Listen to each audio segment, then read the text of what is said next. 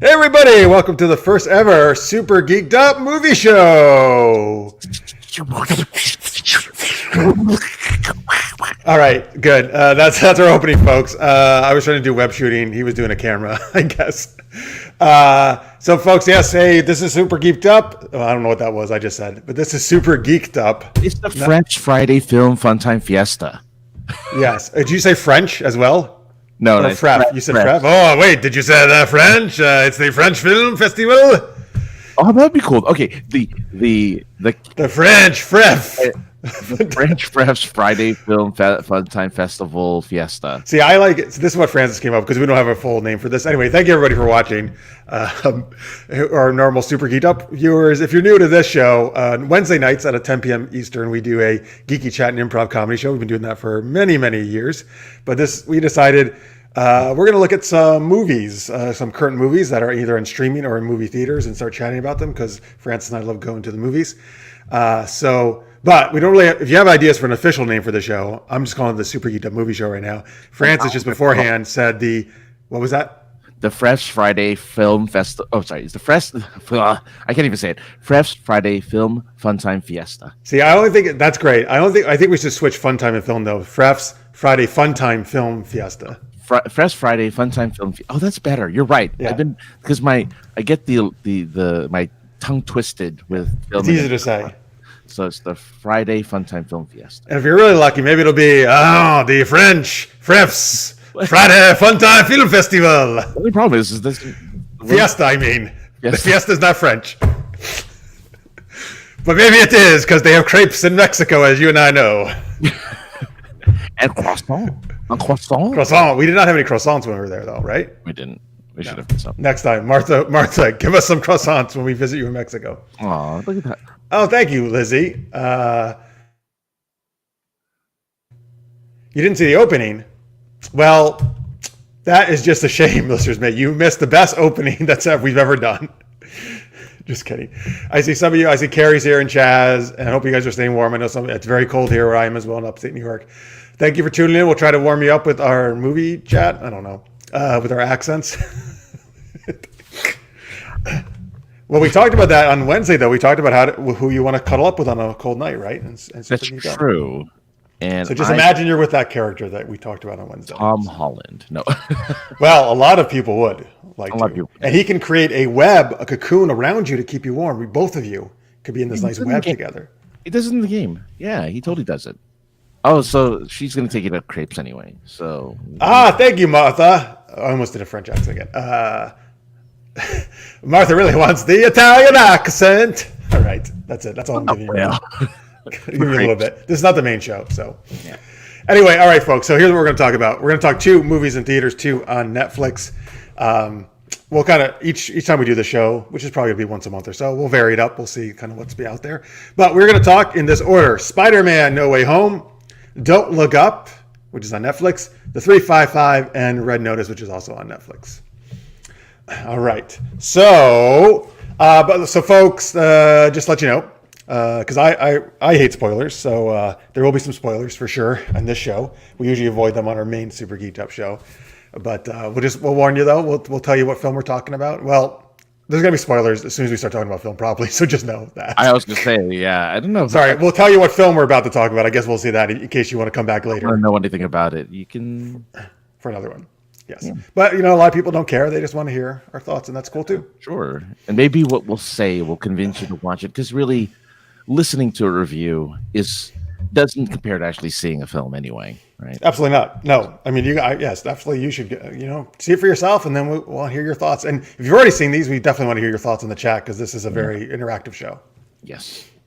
So let's start with Spider-Man: No Way Home, the 3rd film in the latest Spider-Man version, right? Directed by John Watts, written by Chris McKenna and Eric Summers. I'm on IMDb here. This is why I didn't memorize all that. By the way, if you didn't know, folks, based on characters, of course, by the amazing Stan Lee and Steve Ditko. So, all right, I like saying that. I like that. So that's always in the credits. The comic people who created it. I always like seeing that. Oh, they gave because I don't think they used to give Dick. Oh, They didn't. I don't think, and they also didn't used to give Bill Finger for Batman, but they do now. Yeah. Which I like. I like that. Yeah. In both cases. All right. Anyway, so we'll talk our thoughts about different elements, and then we'll give a rating. I think maybe we'll do it like DC Action Hour. Maybe we'll do it like out of 4, but different things for each film. I'm thinking. Oh my God. Yeah. Okay. I meant to talk to you about this before we went live, but haha, here we go. I'm thinking like maybe for Spider-Man we'll do out of webs or something, something like that. Sure. And then we'll come up with something clever, hopefully for each. Or out of falling heroines. Oh yes, or multiverse villains. I don't know, or whatever. Yeah. You can tell us ideas for that too in the chat. All right, so Spider-Man: No Way Home.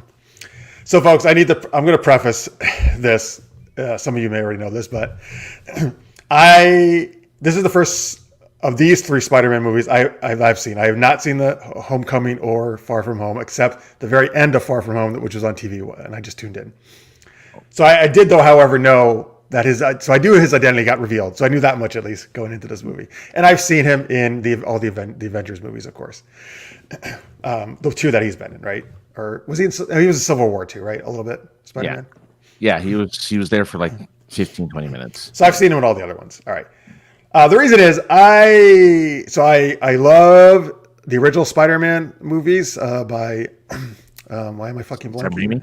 Sam Raimi, thank you. He's actually doing the latest, the new Doctor Strange. I didn't know that until recently that he was doing it. I love Tobey Maguire. He's my shit, man. He's Spider-Man for me. He's Peter Parker. He's like the best Peter Parker.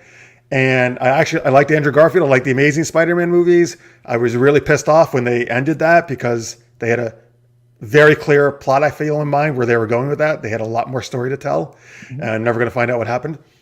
So I was totally sick when they rebooted Spider-Man for a 3rd time so quickly, and I was like, I'm done. Fuck you guys. Was my kind of feeling at the time. And seeing Tom Holland, and there's nothing against Tom Holland. I actually think him and all the actors do an admirable job in this film. But this version of Spider-Man is not for me from the Avengers films because he's up Tony Stark's butt, is my opinion. And Tony Stark makes... Sorry if I froze, folks. But like, he's not his own guy. Like for me, Spider-Man, it was Uncle Ben and Aunt May who shaped him, and he became his own hero, his own man. He wasn't just like Tony Stark's kind of protege, right? So I never liked this version of him, and that's been a big problem for me, right? Now, somewhat we get away from that, of course, in this film because Tony Stark's not alive anymore in the MCU. Anyway, I was going to preface that's how I went into this movie. Not really wanted to see this movie, but because I knew Tobey Maguire and Andrew Garfield in this movie, I decided I wanted to see them all together. What? Martha. What is? Yes! Why are you rolling your eyes, Francis? Martha speaking the truth here. Tobey Maguire, best Spider-Man forever. Look at all those hearts. Martha, this is the best thing you've ever said on the show. I mean, you say a lot of great things. But yeah, Martha, you get it. Hey, Scorpio. Oh, good. Yeah, you know what? Tell your work, hey, listen, you take a big break, 2-hour break, and just watch our show. There you go. But thanks, Scorpio. It's great to see you. Thank you for sneaking in here. Listeners Mate, by the way, doesn't like to see them until they come out on DVD, Blu-ray, digital. So yes, it can be pricey, Listeners Mate. However, if you're like Francis and me and you go all the time and you get a unlimited movie pass, which both of us do, I figured it out. How often I'm going? I'm probably going at least an average once a week. It's about like $6 a movie or something. Yeah, which is a pretty good deal, actually. Yeah, a very good deal. You can only get those. But you got to go well, really, if you go more than twice or more, it's worth it. But if you go a lot, then it's really worth it. Yeah, and technically, you can watch at least with AMC, you can watch up to 3 movies per week. Actually, for Regal, which I think is a little bit more, slightly more pricey than AMC, but you can watch as many as you want. Mm-hmm. There's actually no limit. They limit you to 3 per week. Although that's a pretty good amount. That's still a good amount of movies a week. If you're watching 3 a week. To watch 3 movies. If there's actually 3 movies that came out in a week, I want to see. That's pretty fucking awesome. Exactly. And it resets on a Sunday, so you can technically watch 2 on a Saturday, watch 1 on a Sunday, and it's already reset with your next 3. So you can spend a weekend. Okay, gotcha. All right, anyway, so let's get into Spider-Man: No Way Home. So sorry, that was my thing. I think, Francis, you have seen all the Spider-Man movies, correct? In this, I've seen Homecoming, Far From Home, and No Way Home. So, what were your? Let me start with this. What were your thoughts on the previous 2, Homecoming and No Way Home? Just generally, did you enjoy them? I did. Here, I don't have the same kind of. I don't have the same kind of disdain for this version of Peter Parker. Well, most people don't. Most people love him. I'm in the minority. I know I am. Yeah, and look, I'm fine with. I think Tobey Maguire. I think actually Andrew Garfield is the best Spider-Man. I don't know. You know what? I actually like someone picking him. He probably does. It's usually, a lot of times it's either Toby or Tom Holland. You hear, right? Yeah, so that's great. I really liked him because he had that snarkiness and he had the. So you like, because a lot of people don't like that about him. You like the snarkiness? Yeah, I like the snark. And this one's a lot less snark, but a lot more just talky, like really weird. And he's actually more Andrew heartfelt in this one. I feel like it's like he's learned stuff over the years. You know? Yeah, he does have. He's matured. Yeah, he does have an arc, and I actually just saw today, which is funny we're talking about this movie now. Just today, I just started seeing memes about how Marvel tricked everyone into giving him an origin story that was a trilogy, because technically, by the end of this film, it's like, oh, it's like it's like where he's supposed to be, right? Who, Andrew Garfield? No, Tom Holland. Tom Holland. Yeah, his version of Peter Parker doesn't have what the things that you didn't like about his version of Spider-Man. He doesn't have anything anymore, really. Not even a parental figure to kind of. Well, we'll get to that, but yeah. So, but yeah, no, I thought the other two were they're fine. I don't think they were great, but I thought they were pretty good. And look, it had Michael Keaton in the first one. I mean, come on, that's awesome. Like he was really good as. Yeah, wait till he comes back as Batman. So, all right, before I want to get your thoughts on this one, but let me just see. Jalou says, in theaters, do you prefer nacho or popcorn or candy? What about you? What do you like? Popcorn. I need my popcorn. I have to have my popcorn. So I actually don't get anything in the theater because I refuse to pay their horrendous prices, and I know because I worked in the theater what they do with their prices. So I just take my own food in if I want any. But if I was gonna popcorn out of those, yeah, popcorn is like movie theater food, right? For me, it's the only time I eat popcorn. But now sometimes I get a free one through using my Regal app, so I'll do that. I'll get it when it's free. You know? Same here. Yeah. Or free soda. Let's see here. I think Martha had said something about she likes popcorn and hot dog. I actually do like sometimes when places have hot dogs, although that's been a long time since not that they're usually that amazing, but you know they're decent. Oh yeah. I don't mind hollandaise. Is that like mayonnaise? Hollandaise? Hollandaise is sauce. It's the stuff that you put on. Oh, is it? It's the stuff you put on eggs Benedicts. It's the hollandaise sauce. What kind? What is it? Is it hot? Is it? No. It's like a savory, creamy sauce that you put on the eggs. Right. Yeah. I like that, Scorpio. But he does prefer pre-Disney Spidey. I don't like all your eggs in one basket. I like the variety of different companies having different rights. 100% agree, Scorpio. I've hated Disney's monopoly over all this stuff. I don't. But I don't like them having the monopoly on properties. But if they have Marvel, then anything Marvel should be under the blanket of Marvel. That's my. Well, that would be fine, except that's not what Marvel did. They were they were bankrupt and they split it all up. You know, that was their choice they made, and then now they're like, oh shit, we messed up. Well, which is why I'm glad that they're bringing in a lot of them back into the fold. So I'm happy about that. It would be okay if the movies were not all just Marvel and DC. Yeah, this is the problem. You know what? If people did more of the other third party like comic companies or more like independent comics superheroes, then I would be better with it, you know. Yeah. But it's like Disney has all that, WB has all the DC, right? And like that's all you get. Anyway, let's see here. Let me get some other chats. Toby was the first, but actor just a butt. Okay, all right. There's Lizzie's thoughts. Yeah. Well, yeah. She likes Tom Holland days. So let's see here. He liked the Far From Home because of Mysterio. It was clever how they played him as a fake hero. I do like that they finally used Mysterio in a movie. Yeah. Popcorn mix with chocolate candies is Lizzie's choice. Yeah. That's the way to go.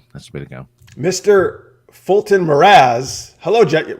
Happy birthday. His 23rd birthday yesterday. There you go. Look, he's got a little cupcake there. Yeah. That's nice.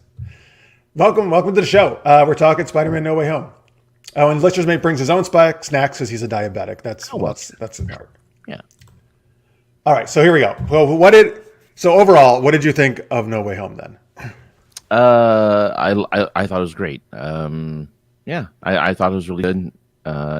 It plucks at the nostalgia strings really well, and it just further develops the character and further develops Peter Parker into something more than just being up Tony Stark's butthole or whatever you said.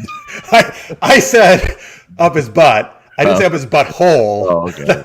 That's a little more specific. Oh, okay. Yeah. And sexual. Yeah.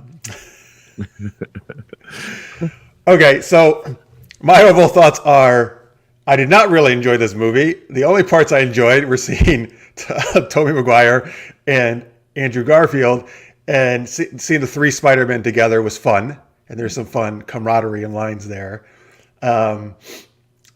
My main two issues, which I get more into, but just to give you an overview. Number one, this is at least the second time Marvel has one of its heroes make them look like the biggest fucking dumbass in the planet.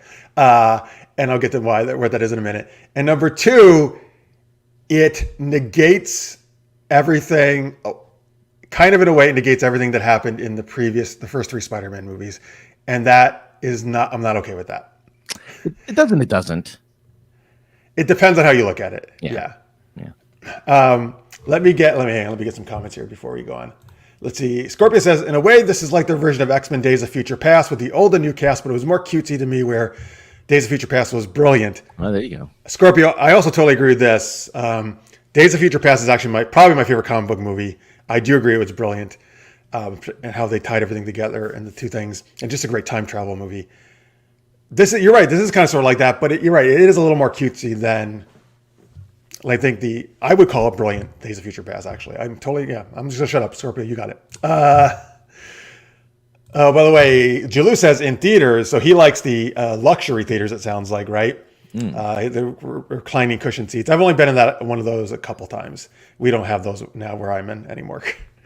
I don't need it though. It's fine. You know what? It just costs a lot of money. So, although I guess if I had the all day thing, it doesn't matter. I'm fine with their seats are totally fine where I am. And I don't need some food brought to me during the theater.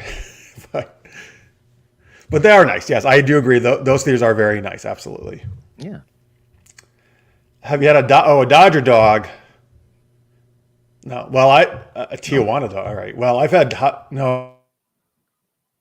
Yes, I have had a hot dog at Petco Park where the Padres play, but usually I like a hamburger there because they got one of the best hamburger places. Yeah. Anyway, back to Spider-Man. Yeah. So here's my. So Guardians of the Galaxy. Star-Lord from Guardians of the Galaxy in, I believe, Infinity War. That's the one, right, where they're about to pull the glove off of Thanos, the gauntlet, excuse me. And he's freaking going nuts about the Gamora's death, right? Yeah. And Spider-Man's trying to hey, a little help here, but he's almost got it off, right? And so I think I've never wanted to watch Star-Lord again after that, even though I liked him before that, because they could have actually defeated Thanos right there. But he was no, I'm my one love of my life is over half the planet, more important than half the planet. And I'm like, you're a fucking terrible hero. Get out of here, right? Right. And Spider-Man's not as bad in this one, but the thing with Doctor Strange, where he wants them to, if you don't know, folks, Spider-Man's identity gets revealed to everybody by Mysterio at the end of Far From Home, right? Yes. And that's messing up his life, obviously, because everybody's all up his butt, as we're going to keep saying, I guess, on the show. And he wants Doctor Strange to basically, what happens is they're trying to cast a spell to erase everyone's knowledge that he's Spider-Man, right? That's the idea of the spell. Am I getting this right? Yeah. Okay. I'll get them. I know you're always laughing at Martha's things. But while Doctor Strange is casting the spell, Peter says, well, wait a minute. Well, no, you got to get MJ needs to remember who I am. And what about Aunt May? And what about Ned? And he keeps telling him, dude, this is a really complicated spell. Stop talking to me or it's going to get messed up. Right. And he keeps adding all these people. Mm-hmm. And I'm like, dude, what the fuck is wrong with you? For me, why is Peter Parker so fucking dumb that he wants everything? He wants to be selfish and he messes up the spell. He is the reason this whole fucking disaster happens. Well, it's not Doctor Strange's fault. It's fucking him. Yeah. Well, there's a reason for that. He's a kid. He's 18 years old. He's not in college. He's maybe even 17. He's a child. Of course. That's not a child. He's about to go to college. I get it. He's a teenager, I have made the dumbest decisions and said the dumbest things and done stupid stuff when I was that age. I thought I could do anything. Really, one minor example. This is kind of the dumbest example, but I can't wait to hear it. It's because it's so dumb. Because it means nothing. But to me, I'm like, well, that was dumb.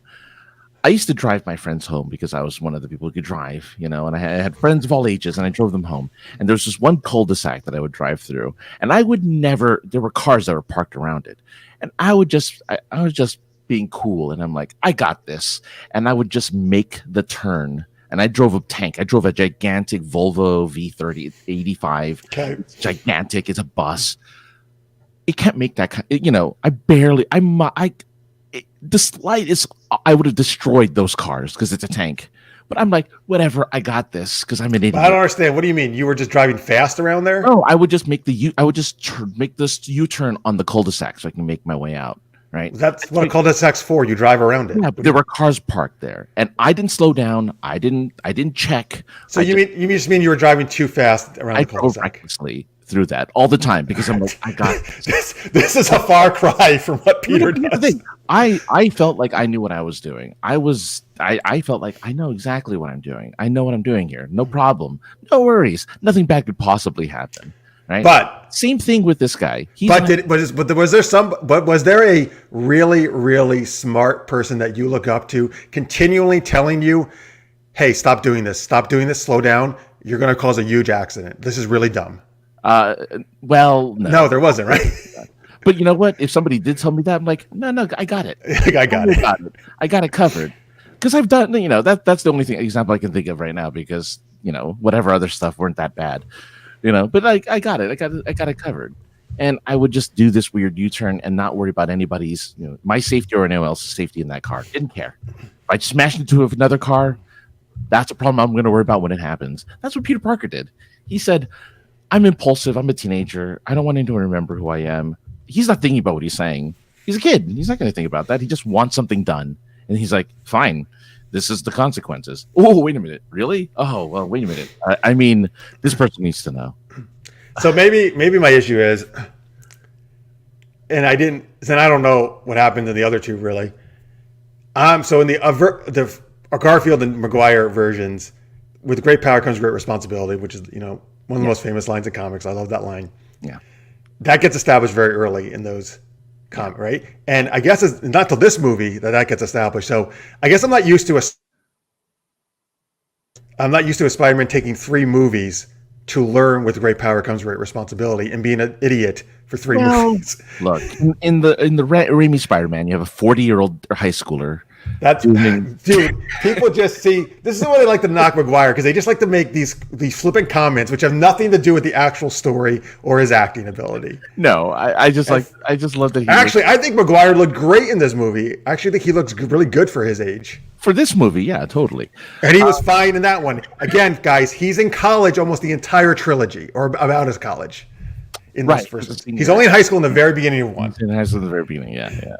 That's true. He is only in high school. By the way, Martha's agreeing with you. I think saying he was a baby in this. Tom Holland, I think, is probably what she's getting at, right? He's young, He's young. She also likes the idea of seeing the 3 Spider-Mans together and Doctor Strange opening the multiverse. But I really don't like baby Spider-Man and his toddler friends. Oh, okay. So she doesn't like that. So she's more in my. All right. His toddler. I like that. So Spider-Man is amazing friends. Spider-Man and his toddler friends. That's funny. Martha. Oh yeah. Well, she has a cartoon hate for certain characters. So cartoon hate. Cartoon hate. Yeah. Oh, she just hates the cartoon versions. No. Cartoon hate in the sense of like it's a very large. It's just a big. It's so huge. Yeah. It's like I've never heard that before. She also says in Mexico, in one movie theater chain, hot dogs are better than Costco's. You and your Costco's hot dog. That's right.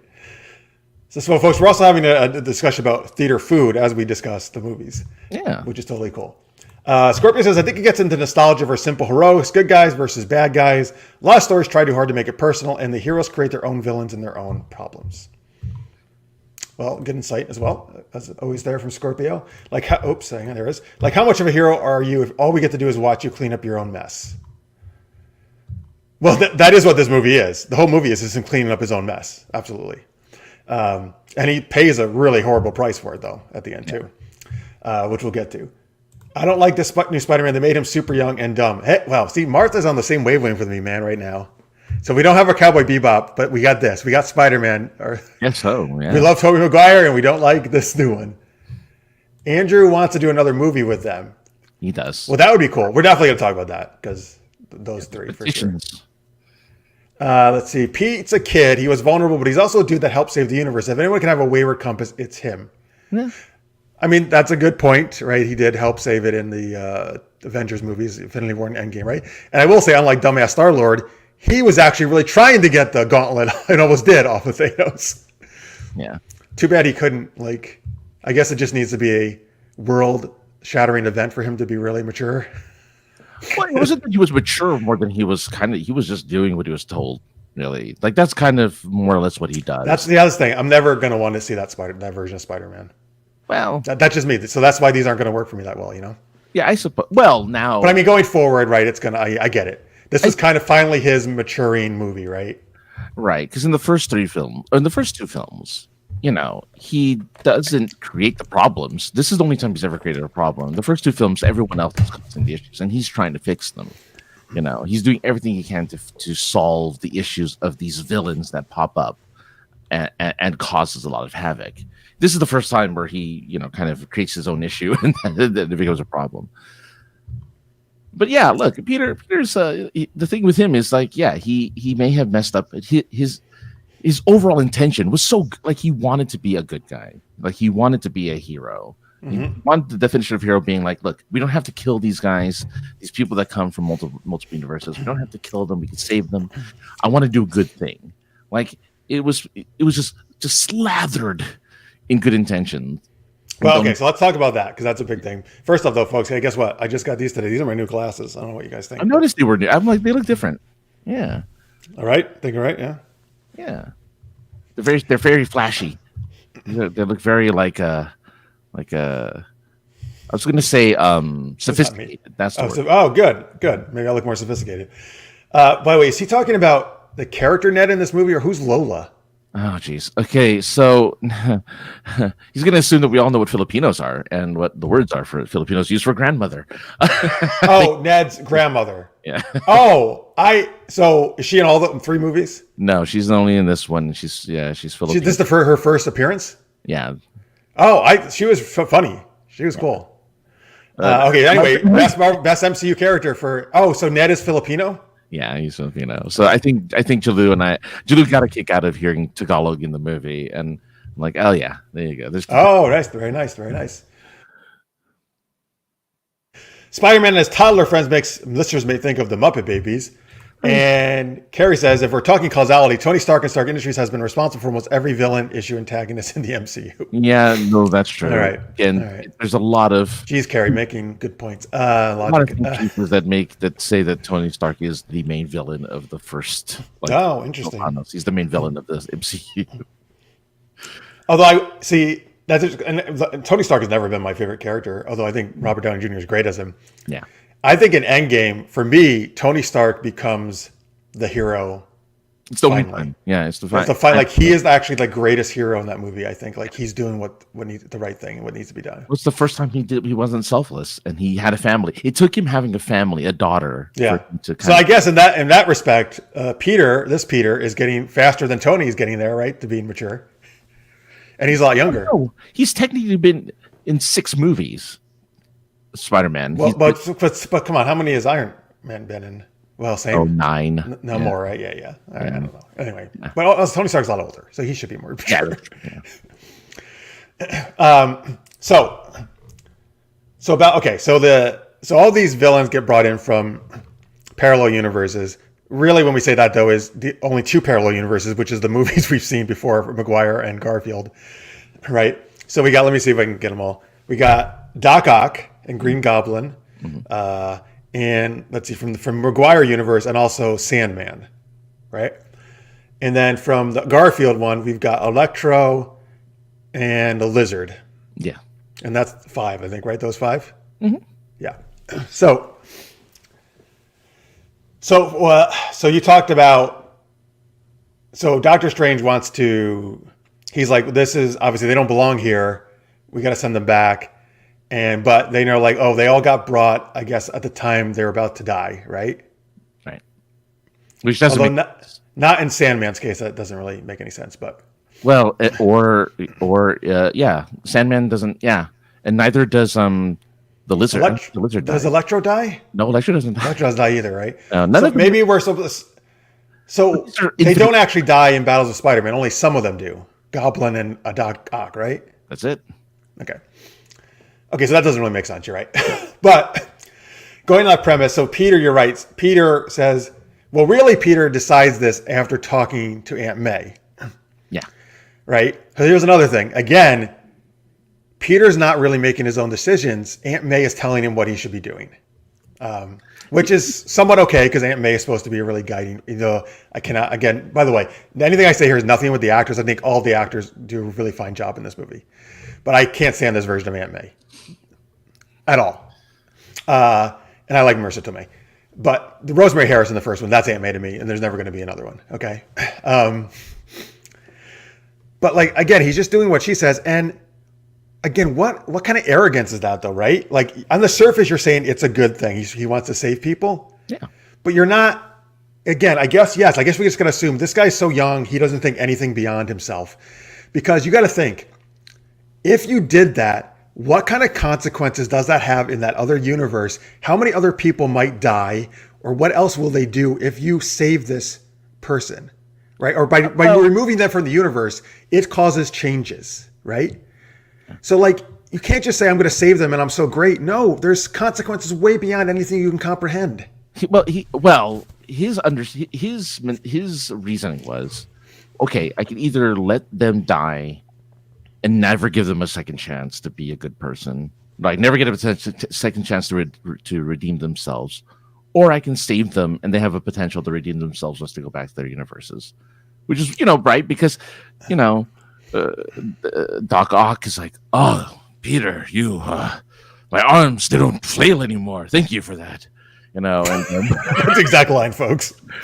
But everyone, he's trying to give everyone a chance, except for, again, Sandman, who wasn't evil really in the first place. So that's the thing. And he's also screwing over Sandman because Sandman's like, listen, guys, I just want to go back and be with my daughter. Right. No, I'm sorry, Sandman. You don't get to be with your daughter because I'm Peter Parker and I got to save all these other idiots. But if he goes back, if he goes back, technically he didn't have to do anything with the Or guess what? Maybe the experiment gets fucked up and it doesn't go back and he kills everybody, including Sandman. It doesn't work. Well, okay. So his only choices are, well, then but then they get the same kind of fate they do whether they go back or not, right? They'll die. But wait, I don't understand. I don't even remember now. What was, they were going to, cure them and then send them back into their own universes?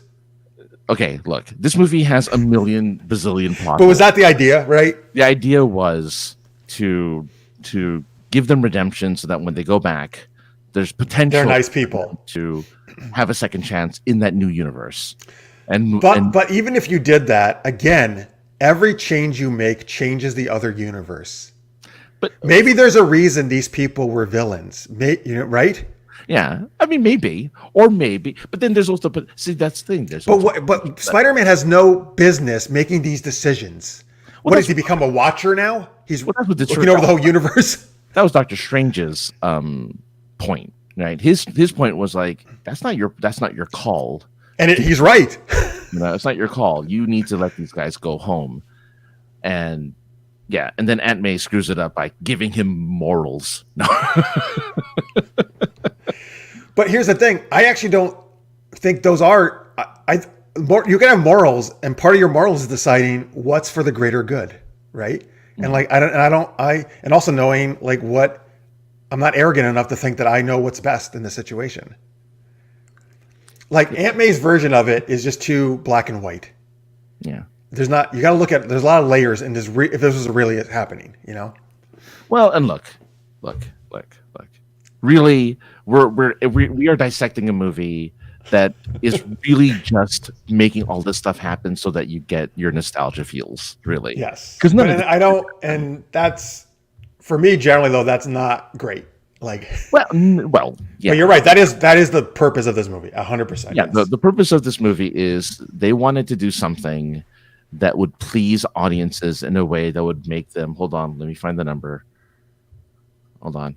Oh, $1.6 billion worldwide. You can find a formula that would make a $200 million movie and turn it into one. Oh yeah, dude, they love it. Absolutely. So they did that because you're right. Because it brought in a lot of people already liked this one, right? But if you didn't, it brought in those people too, older people. It just brought it. So what it did was it allowed for a nostalgia and it allowed for this terribly plot holey ridiculous premise to happen. And look, it doesn't make any sense. None of the Marvel universe makes sense. You kind of just watch it. That's not true. Some of it. I mean, listen, any superhero thing, of course, there's fantastical elements. Yeah. But there's plenty of MCU movies that I do think make sense. Yeah, there's a few out there, and that's true. But there's a lot of them with really just gaping like, what the hell is going on here? This shouldn't have happened this way. That doesn't make any sense. But most of them don't get me like this one did. To be honest with you. I think you have look. I think you have, much like Martha, you have an inherent hatred for I don't have a hatred. Well, that's why I prefaced everyone with that, so people knew how I was going into this movie. But it's taste, right? Like you're just gonna lean a certain way. Like for me, look, I like the Raimi movies. Do I like Tobey Maguire's Spider-Man? Okay. Well, it's fine, but that's the thing. I'm more predisposed to like a Andrew Garfield. Like when he was Spider-Man, I'm like, yes, this is the one I was. This is the Spider-Man. But see, here's the thing. Even though I love Tobey Maguire, I did not really think I was going to like Amazing Spider-Man, and I wound up really liking that and totally accepting Andrew Garfield. I think he's. So it's not that I'm like, I can only have one Spider-Man. Yeah, but for some people, though, maybe not necessarily you, but I think, a lot of people. My favorite reviews on I've seen for this movie, I think it was a Collider review or something. Anyway, so they gave it like a 1-star review and said, "Well, this guy knows this director has no idea how to make Spider-Man movies." And I'm like, "What is this guy talking about?" And this is after me watching it too. I'm like, "What is this guy talking about?" And I get, and that's the thing. Like, this is a movie that this is fan service. The movie. That's really all this Spider-Man No Way Home is. It's fan service to the movie. Hopefully after this, they'll take it a little more seriously and give Peter a little better, now that he's kind of in the position that he's in, he'll have more of an arc, have more stuff going on, and allow for kind of a bigger universe to live in that is just his own and isn't kind of just, kind of bubbled in with the rest of the MCU. And he gets to develop as a character and be... have those moments like Tobey Maguire and Andrew Garfield had in their movies, because he doesn't really have that. First one, what was it? The first one had Iron Man in it, like for half the movie, and then in the second one you had Nick Fury, in it for like half the movie. So you had like these supporting characters that are like, okay, yeah, we know you're an MCU movie, we got it. So yeah, which is why I like this movie. It is nostalgia and fan service, the film. But that's what's so great about it. It's like it knows it's dumb. I think it does, at least. I think it knows it's dumb. I think it knows it knows that it's like tricking you, and it's having fun doing that. Just a lot of fun doing that. Because these guys look like they had a lot of fun doing it. Right? Oh sure. I want to get these comments in 1 second, folks. But so that just getting to, though, unfortunately, a lot of my overall complaints with the MCU in general, right, and just other movies too. I don't want to. I know a lot of people do. I don't want to see fan service in the movie. I want to see a good film. Yeah. That's what I want to do. That's what I want to see. But for general audiences, this is a good film. You're right. General audience, this is what we consider a fantastic film. Yeah. Yeah. IMDb has a very high rating. Yeah. And the movies I like don't have high ratings, of course. So Martha agrees on something. That one, I don't remember what it was when she made that comment. So, but thank you, Martha. You're with me. Jalou is not with me. He's with you. So there we go. Yeah. Let's see here. Carrie says, here's a question. Doctor Strange said everyone who knew Peter was Spidey crossed in the multiverse, but not all of them, like Electro knew Peter was Spider-Man. So how did they show up? So he's saying Electro did not to know Peter was Spider-Man. No. Right, because he has the kind of comment at the end about, I always thought it'd be black. Oh, I thought you'd be black, yeah. But that's, again, another fan servicey moment. And really, he didn't. In Spider-Man 2, they never Peter never does the reveal in front of Electro, so there's no reason why he should know. So you're right. So again, even right there, they're breaking their own rules that they established. They want Spider-Man. They knew who Spider-Man is. I think it was but he's saying Strange said everyone who knew Peter was Spider-Man. You're right. Yeah, no, there's massive plot holes. All right, good point, Carrie. Okay, so Martha liked my Aunt May comment. All right, dude, when I come to Mexico, Martha, we're just going to talk about Tobey Maguire and those Spider-Man movies. And Francis, you can go have your Andrew Garfield. You can talk. Well, we'll talk about him too because I like him. I have my Tom Holland, Andrew Garfield. Yeah, you can have your Tom Holland cutout and kiss it while we're having a nice Spider-Man talk. Let's see here. More or less, my problem with Ghostbusters. I'm assuming he means Afterlife, the new one. It was just a fan service to movie. Which I was also. Oh, Jalou was summarizing our positions basically. Your thumbs up, I'm thumbs down. I got it. I thought maybe that was you're agreeing or disagreeing. I understand. But he's more in line with you. All right, very good. Okay, so here's the thing. I want to talk about this though. Generally he like cures. I don't know if I get into this again. Possibly you can even talk about what does that mean to cure who's someone, right?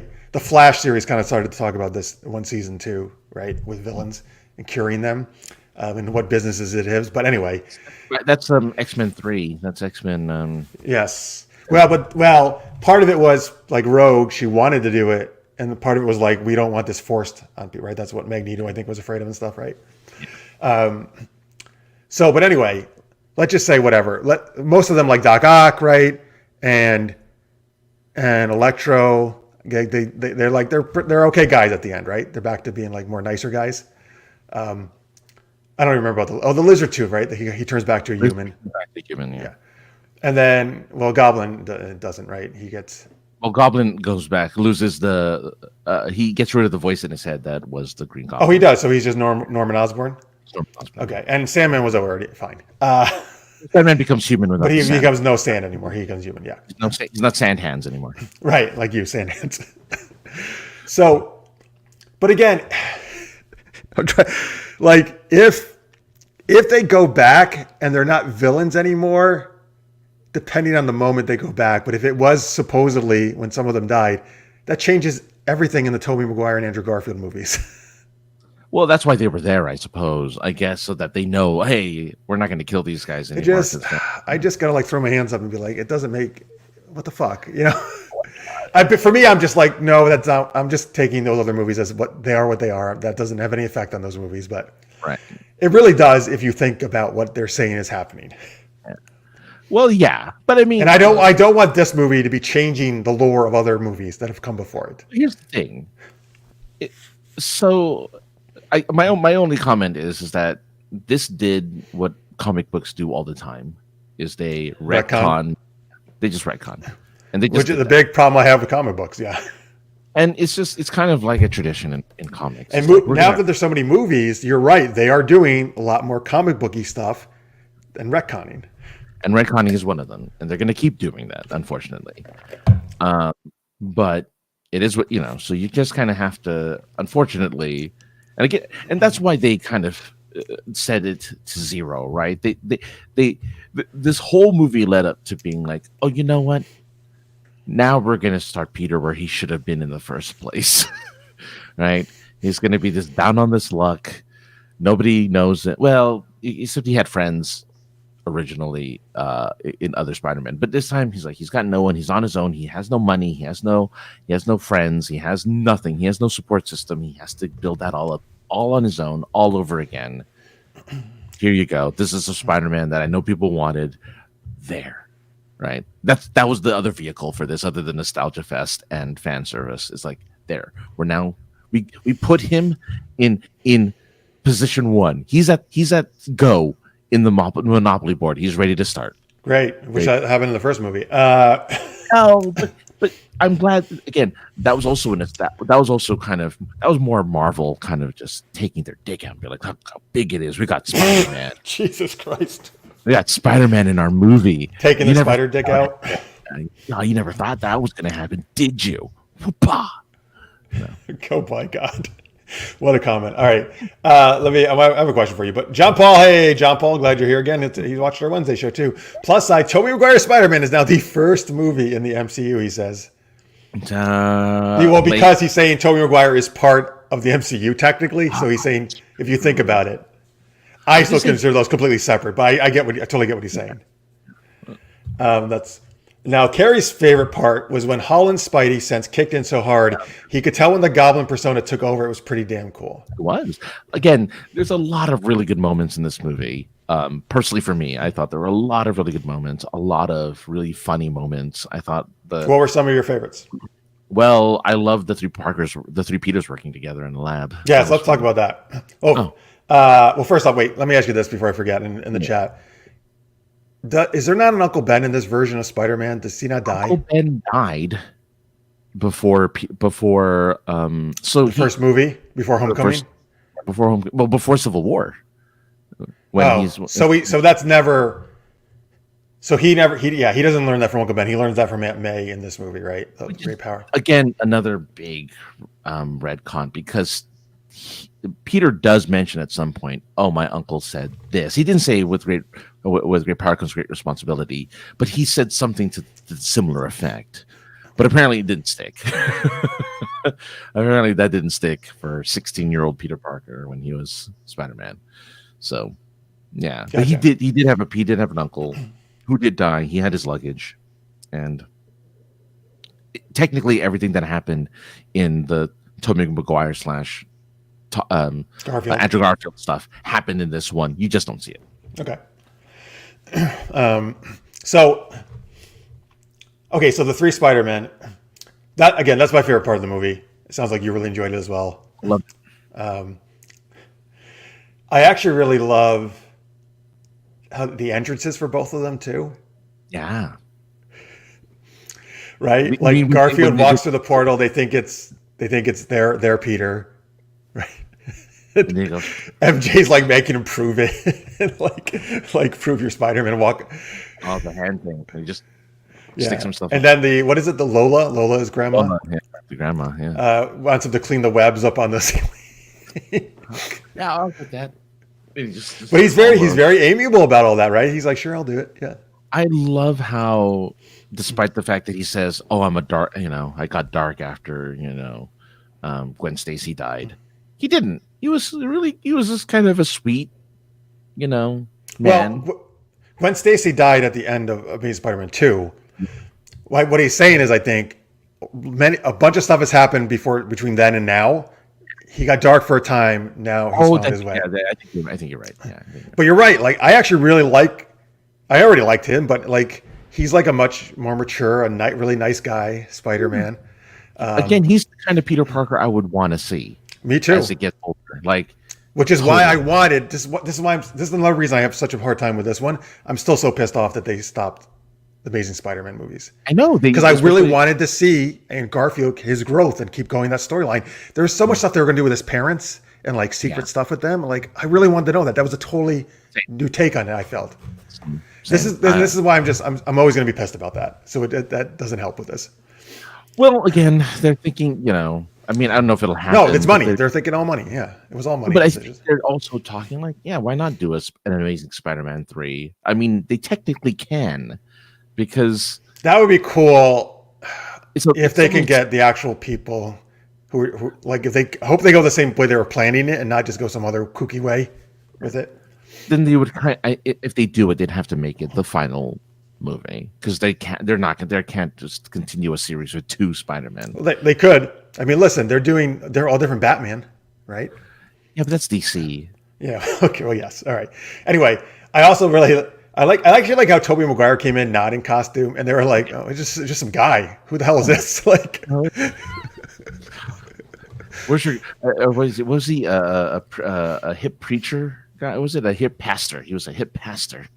That's what they called him? That's what Andrew Garfield says. It's like, "Oh yeah, you look like a hip pastor, but where's your costume?" And he just pulls his shirt down, and there's the lining of the Spider-Man costume. It's like, yeah, good job, Tobey.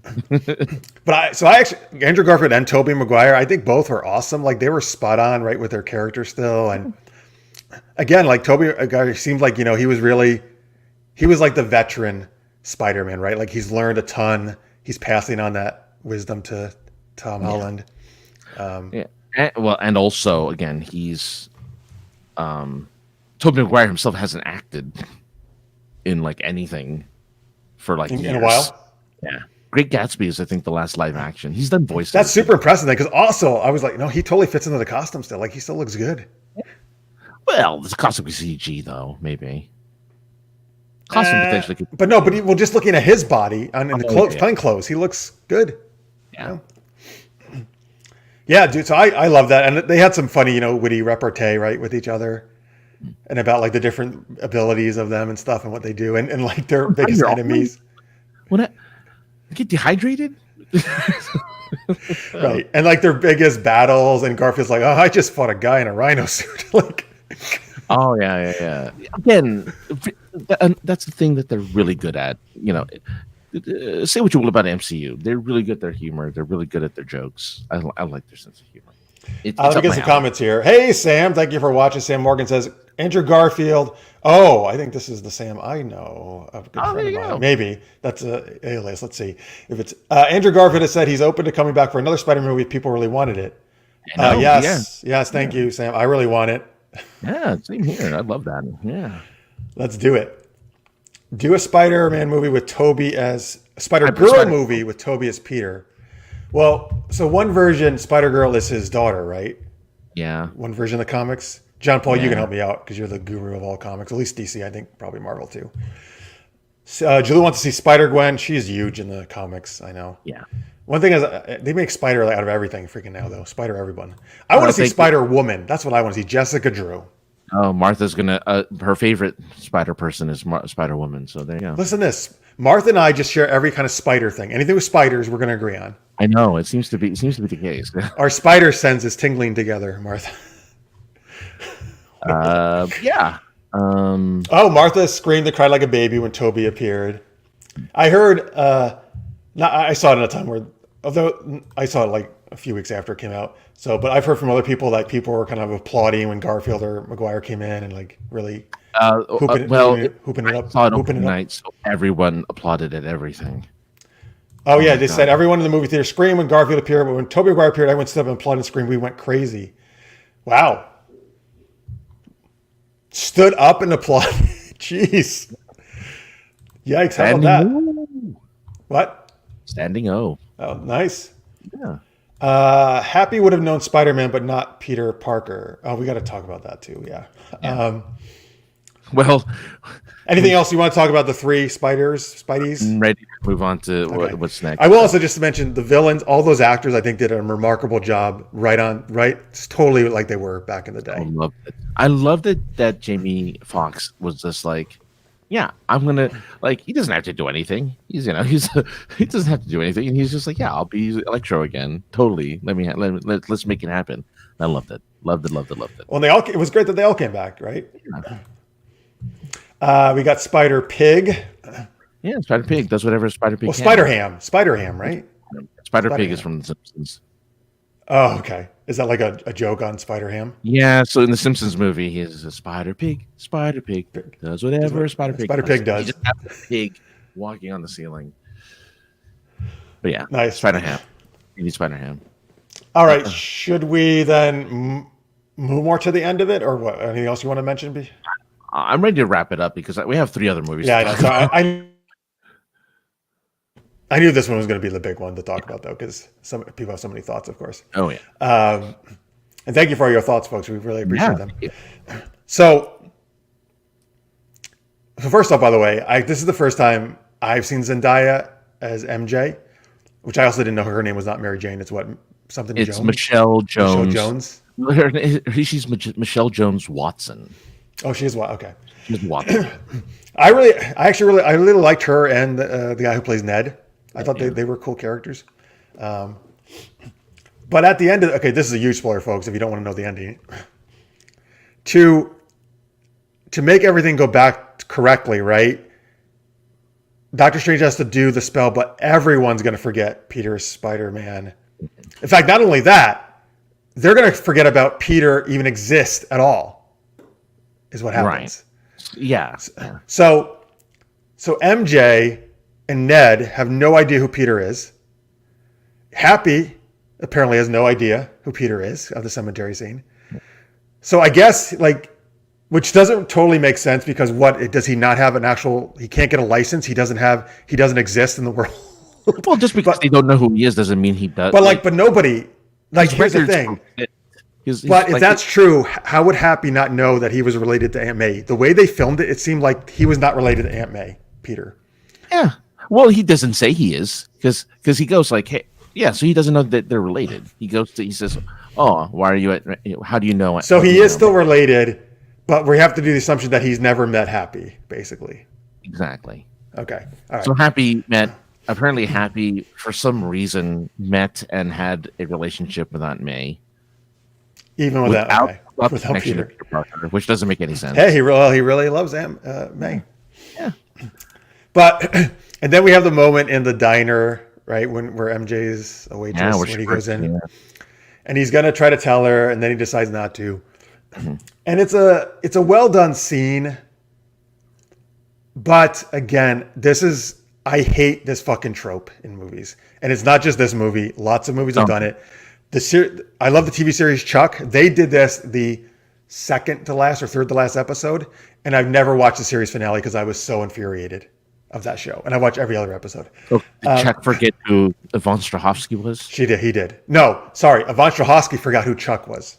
Oh, I thought it'd be the other way around. So I hate it when they do this wiping amnesia shit, and no one knows it, and everything you just happened. And even though I didn't see these 3 movies. But everything you just happened with these characters for 3+ movies, because you got Avengers shit too, none of that happened. That doesn't exist. We're wiping away, and we got to start over with this. This happens for him, but these other characters didn't happen for them, and he has to try to reintroduce himself. I hate that, and I'll never fucking want to see that. It's kind of weird in this case because everyone knows who Spider-Man is, and everyone has Happy's interacted with Spider-Man. Like that was mentioned in the chat. Spider-Man has interacted with Happy, but he just doesn't know. Do people still know who Spider-Man is, or they just don't know who Peter is? They know that Peter and Spider-Man are the same person, but they've all known who Peter because they even what's his face? J. Jonah Jameson is like, we don't. Spider-Man is still a menace. Who is he? You know. So they just don't. That's the only thing is like now nobody knows, which is in line with the rest of the usual Spider-Man lore. Usually only 1 or 2 people know who he is anyway.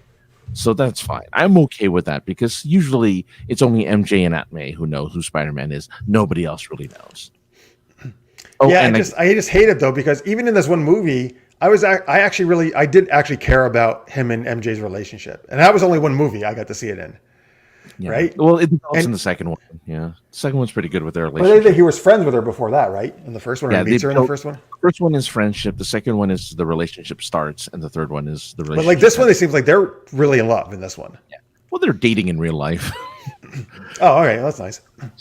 But that's the thing, dude. I particularly when the characters are in love and you wipe that away, I'm just infuriated by that. I fucking hate it. I wish people would stop doing it. I mean, he wears a mask. Folks should not know because that's true. They should not. Yeah. And let's see here. Happy knows that Spider-Man went to Aunt May's nonprofit, but not that there was a Peter Parker behind the mask. Okay. Scorpio says it's like the most dramatic parts of Smallville all over again. So Scorpio, I love Smallville, one of my favorites. I'm trying to remember. Is there an amnesia thing in that? I can't remember because there's 10 seasons. They all forget Clark. Let's just make wishes there were. Oh, he asked, were there any references to the Spider-Man TV show, Amazing Spider-Man, I think he means, the cartoon in the 80s, which I loved, or him being on the Electric Company of the 70s, which I also remember that, him being in that.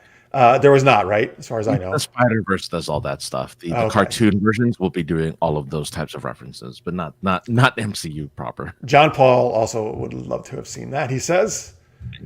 We'll see that. I actually see Japanese Spider-Man in the Into the Spider-Verse movies, so there you go. Kind of like why I like the second half of Smallville better, a little less forced dramatics, more super heroics. What did you say? You seen what in the Spider-Verse? The new Spider-Verse films. It's not Into the second one. You mean?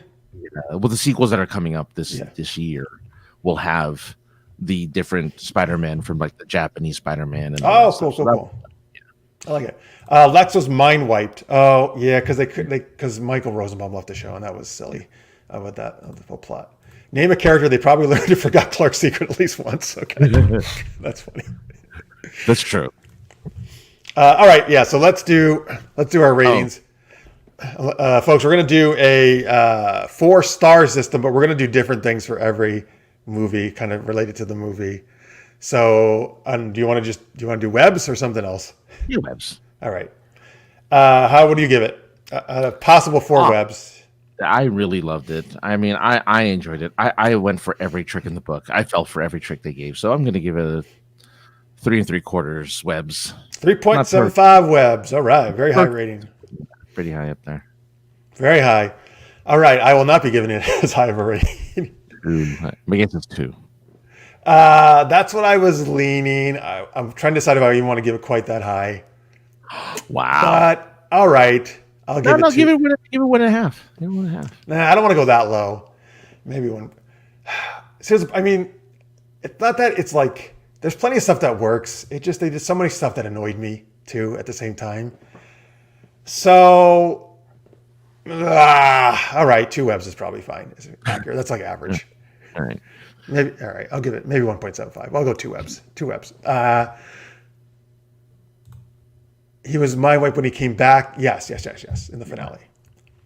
Right. So anyone who wants to give your webbing a review while we go on to the next one, please want to shoot some webs. We'd like to hear your reviews there. Yeah, all from the wrist. I can't. Yeah. I'm trying to do it where you can see it. All right, so there you go. That's Spider-Man: No Way Home. We are going to move to a recent Netflix movie, Don't Look Up. Oh, we just did. All right. This is written and directed by Adam McKay. It stars such folks as Leonardo DiCaprio, Jennifer Lawrence, Meryl Streep, Cate Blanchett, many others. Great cast. 3 webs from John Paul, on Spider-Man. All right, so that's true. Lex Lerner forgot Clark Seeger more than anyone. Okay, I think that's true. Season 3 and season 4. So Jalou, I totally agree. Don't Look Up is a scathing critique of news media. I called it a biting critique when I talked about it. But first of all, I guess why don't you want to tell people just a little bit about the plot or the gist of this?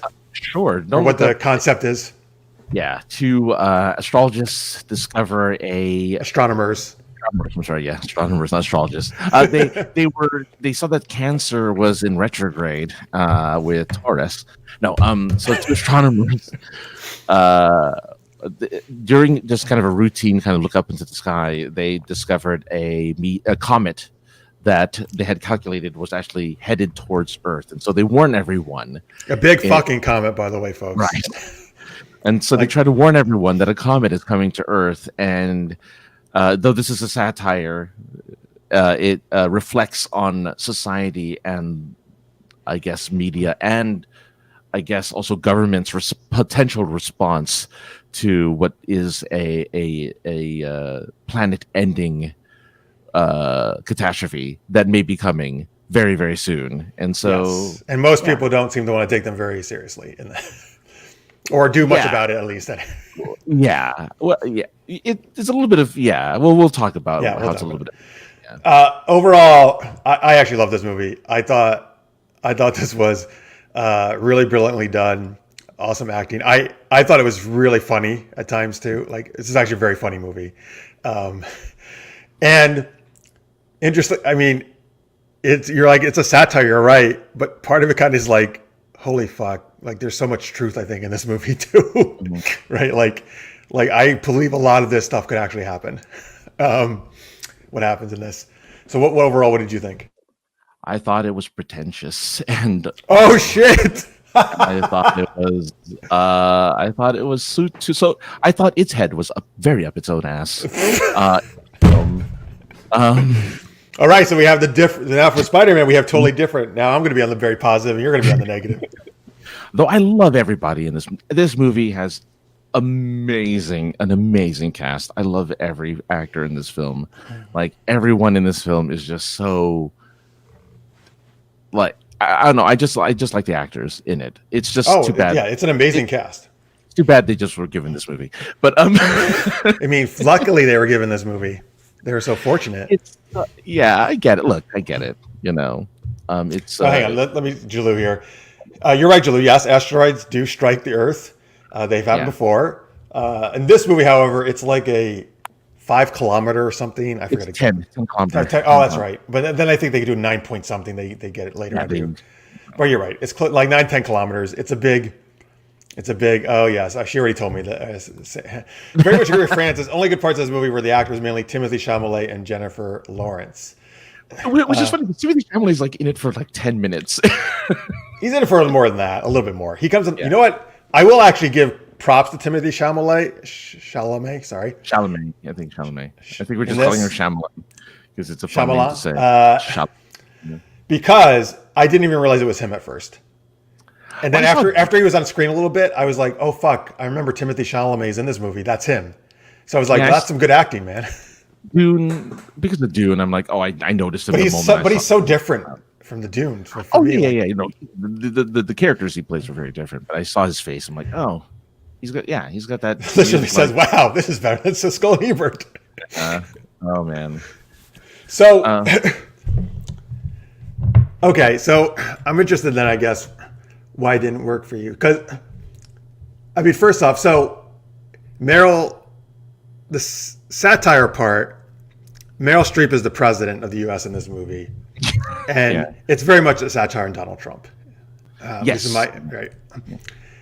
Mark Rylance, who I think was brilliant, plays Peter Isherwell, who is like this, I'm going to call him, like, you can tell me what you think, an amalgamation of Mark Zuckerberg, Elon Musk, and maybe Jeff Bezos or something, like all those kind of huge tech guys. He's a tech billionaire, yeah. Right. Yeah. And he's fucking weird as shit in this movie, but it's perfect. Like, so maybe you didn't like it. I thought it was fucking perfect, man. Like, because I 100%, I think all these fucking huge things are like doing shit. Like, I believe that they're pulling shit like this, and it's all about making money. Oh no, that I agree. And they're weird guys. Yeah. Like, yeah, he when I saw his character, I'm like, oh, that's like Mark Zuckerberg in like 30 years. Like, that's totally what he's going to be like. He's going to have the same voice, too. And so, and then I'll make a thing. So, I mean, the performances are brilliant. At least I think we agree with that. The performances were great. I loved it. Like, DiCaprio is great at this, like, you're kind of nerdy scientist. He's, at least at first, he's very shy about talking, right, in public, and he's good in everything. Look, I've always said for many, many years now, DiCaprio is the greatest actor of his generation. Yeah, like I can't fault him for any role he's ever in. Like, I just like him in everything, And I think I'm going to give more love, I think, than Sam did to. I wish he didn't give any love to Leo, but I'm going to give some love to Leo. I thought he was really good in his role, and Jennifer Lawrence was fantastic. Kate Blanchett and Tyler Perry as the talk show host. Again, I think spot on, like how talk show hosts are like. Yeah.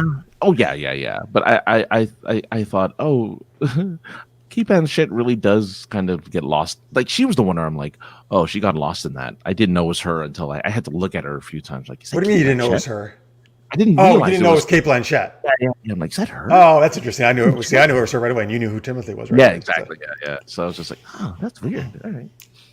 Well, that's good though. Then I mean, they're doing a good job acting. Oh yeah. Anyway. So I don't know, man. For me, it's just like, I don't know. Like, first off, I love these kind of sci-fi movies, right? Like, I actually love the movie Deep Impact, which is about a meteor strike. And unlike Armageddon, which came out the same year, Deep Impact, I think, is actually a thoughtful, intelligent look at how we might go about it, trying to deflect an asteroid. And so I don't know. So the storylines, but I don't know. There's so much stuff here. I just found so funny the way that things were handled and just the ridiculousness of the whole situations. And I see the funny thing. I didn't laugh once. I didn't find anything. The thing I found funny was Jennifer Lawrence's like observation that the Pentagon guy charged them for the food. Like, well, I love this that she wouldn't let it go. She kept bringing it back up. That I found really funny. I'm like, oh, that's really funny. She was bringing it up even near the end of the movie. She brings it up again to the shout. Why would he charge us $10? Yes, he's a 4-star general. It's weird. Yeah, it's like, yeah, that is weird. There were some funny things in here, but for the most part, I was just like, really? This is, I mean, because I think for me, I feel like, yeah, it's satire, but it's like it's just like the simplest form. Like, yeah, we get it. You hate these people, you'd like these other people. You hate how these people do a thing, you like how these other people do a thing, and it's like, give them something. I mean, they sort of gave Leonardo DiCaprio some nuance by cheating on his wife, but Well, and also going for a time, he was kind of going along with the the tech guy's plan as well. But that was only because he was spineless, and he. But yeah, you're right. But that's part of his growth as a character, right? Yeah. So, and then he snaps in every TV show, which was I think that, and when Jennifer Lawrence did it earlier, her character, I love that part. I thought it was great. That was built into Jennifer Lawrence's character. Jennifer Lawrence's character was like she's the character that I guess is the audience. She's like, really? Like, she's the one that is always pointing out, like, oh, this is how you're gonna act. Oh, this is what you're gonna do. Like, really? Like, that's her kind of whole persona. Yeah, she's like, are you fucking stupid? She thinks that she realizes that everyone around her is an idiot, right? And no one will take her seriously, no matter how many times she's like, no, this is real. This is really gonna happen. So I thought that was interesting. But again, it was just a really, I don't know. For me, I just like, yeah, I get the message, but it's that, like, here, let me kick the message every single time into your face. It's like, okay, I get it.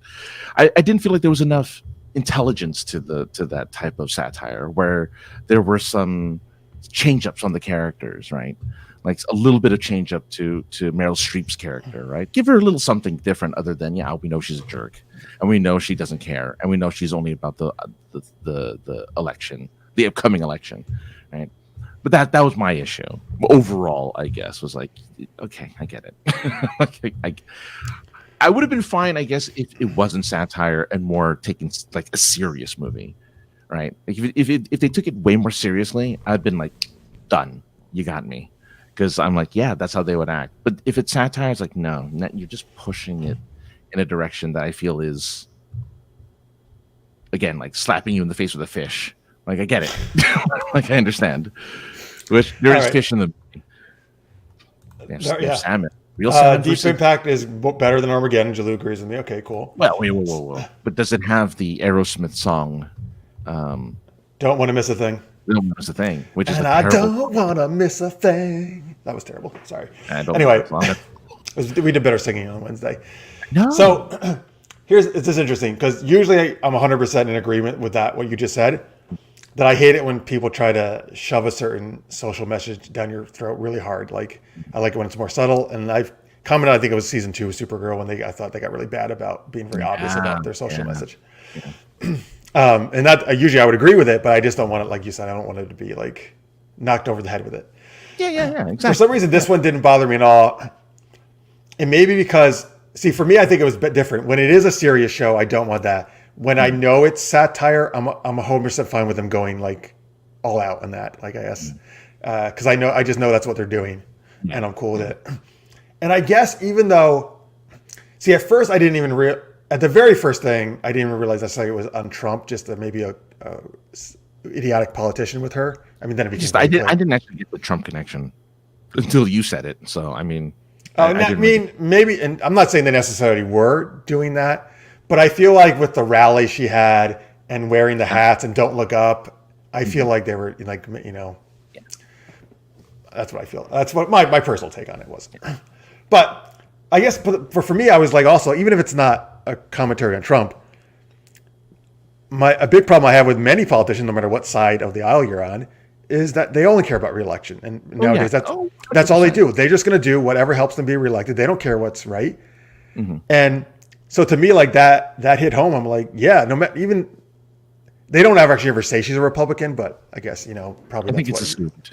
I think it's assumed, especially since a lot of the news shows that is, except for they show like conservative news shows. Yeah, right? They're all conservative news shows. Yeah, but the Democrats are the same way about getting elected, right, and stuff. They do like, so I don't know. I thought that was, again, I like that commentary. So I don't know. Yeah, I guess for me it just worked. It just Yeah. Oh yeah, no, that's good. Look, I think this is a divisive film on purpose, right? And I think it's oh, you're just right. I'm sure stuff. some people are really gonna hate it. Yeah. No, after I watched it and after I had kind of solidified my thoughts right before we came on, I'm like, I wonder what other people thought of this movie. And his like Rotten Tomatoes just has like a 40-something% on Rotten Tomatoes. So it's how funny how different things are. IMDb has 7.3, which actually is quite high for IMDb. Yeah. It's hard to get a good rating on IMDb. Yeah.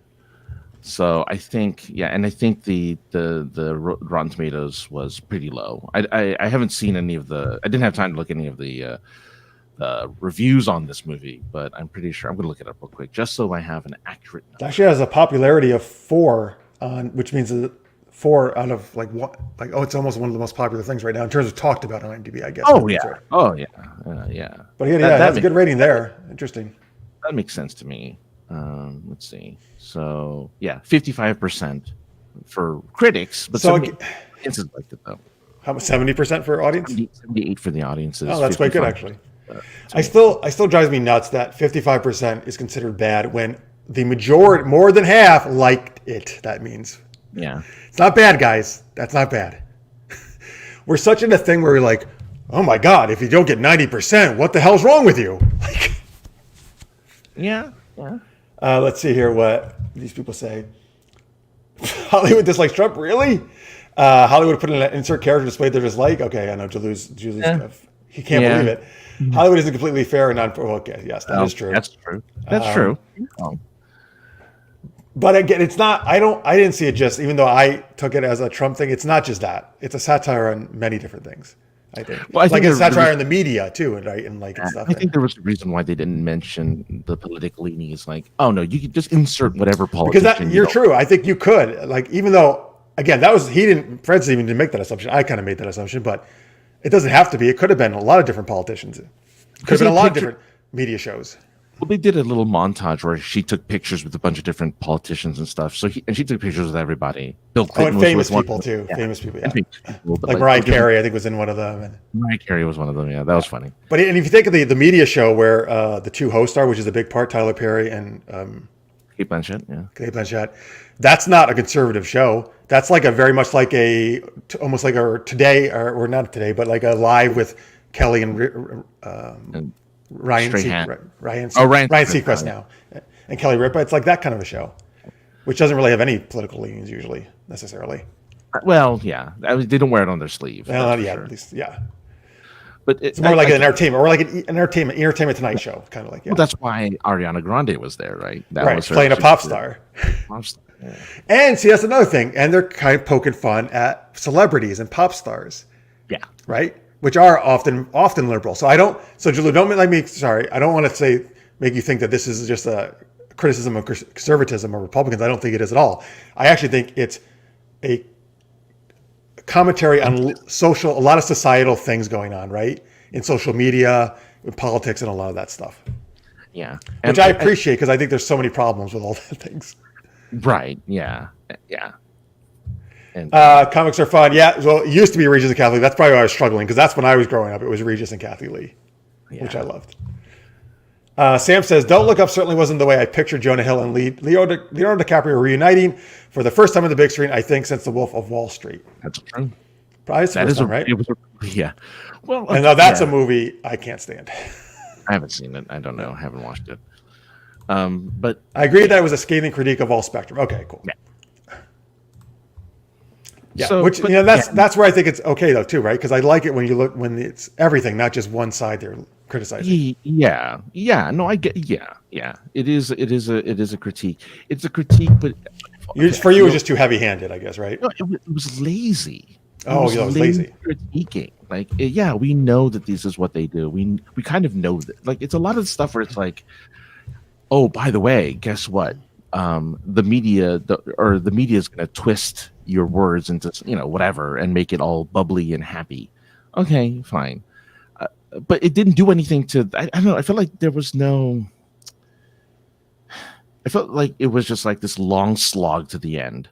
Like, there's stuff that happened, but it was stuff that I felt like whatever. Like it didn't feel like it said anything new or it said anything impactful to me, right? Like, to me, it's like, yeah, this is stuff I get. Like I get it, but give me something where it does, like it actually affects the story. No, it's very predictable. Everything happens exactly like it should.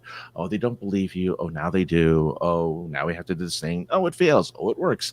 Like there's all these things where I'm like, it's just kind of like we've done the song and dance in other films.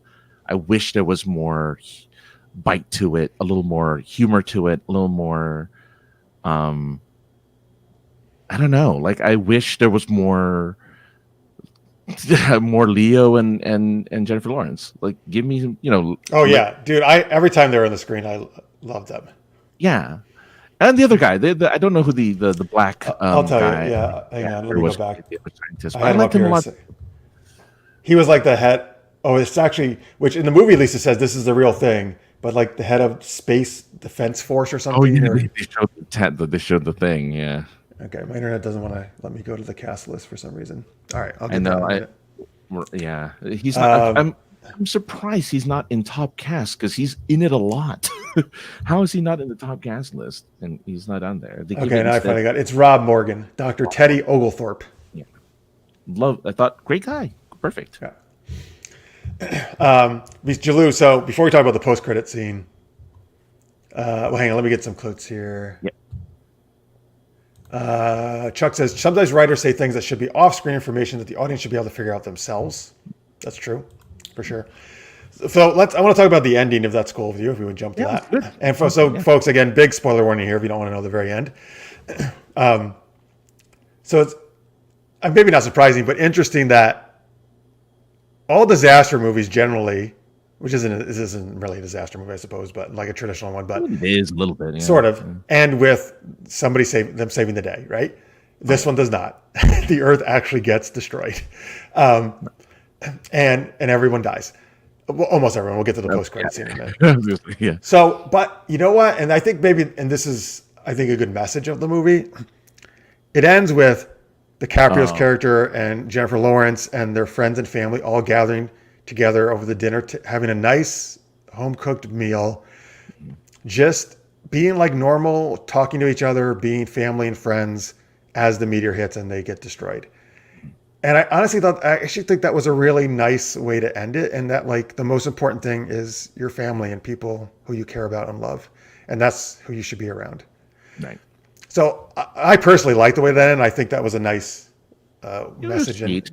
Sweet ending, yeah. Like it was a very sweet, like, okay, it took till the end, but we now find, this is what is most important in the world are the people who are around us, and I find it a little funny that neither Jennifer Lawrence or again Rob Dr. Teddy Oglethorpe.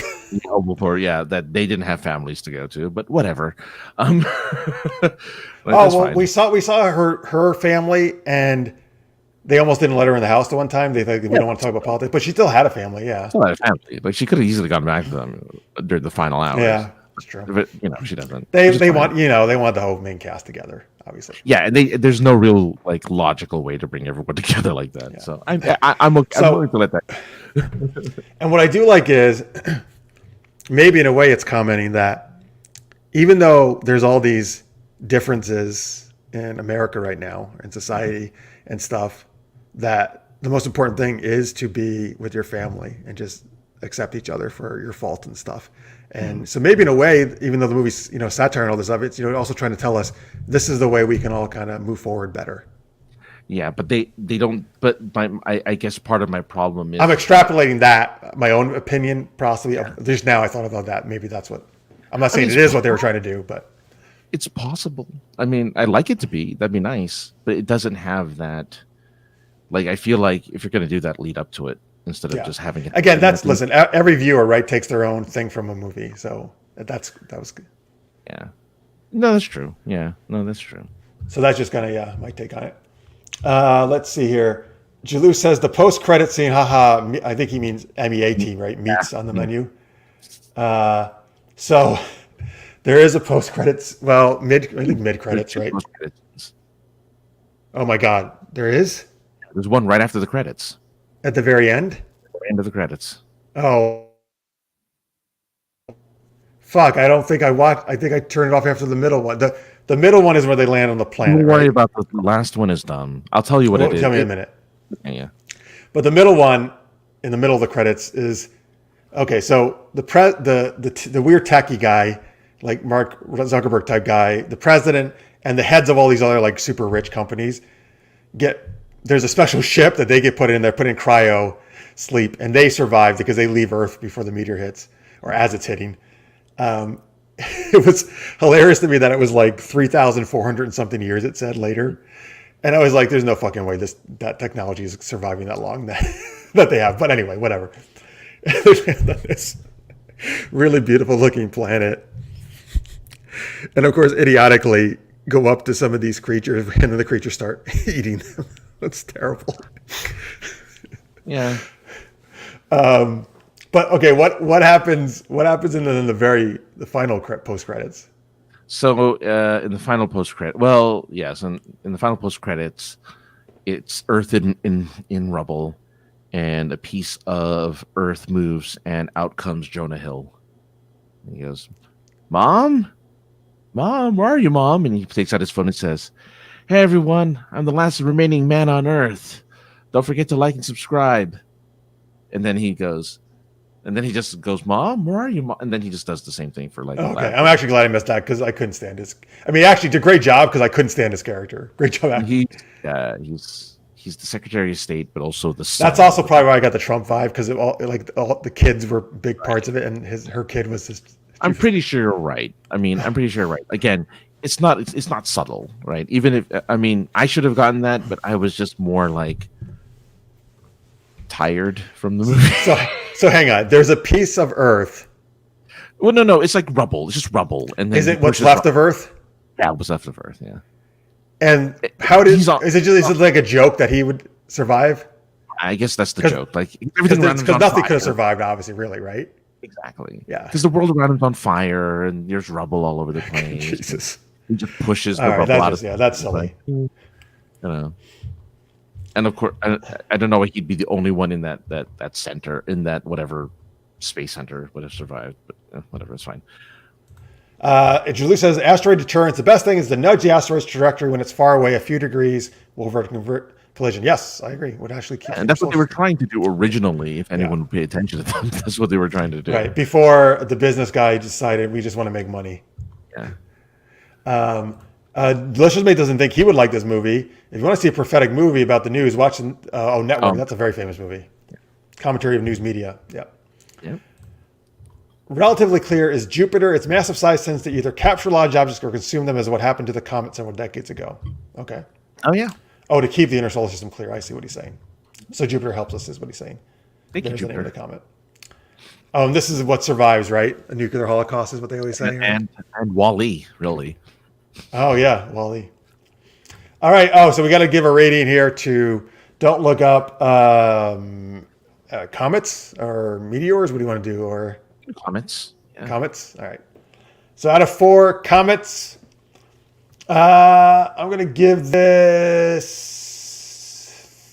I'm trying to think.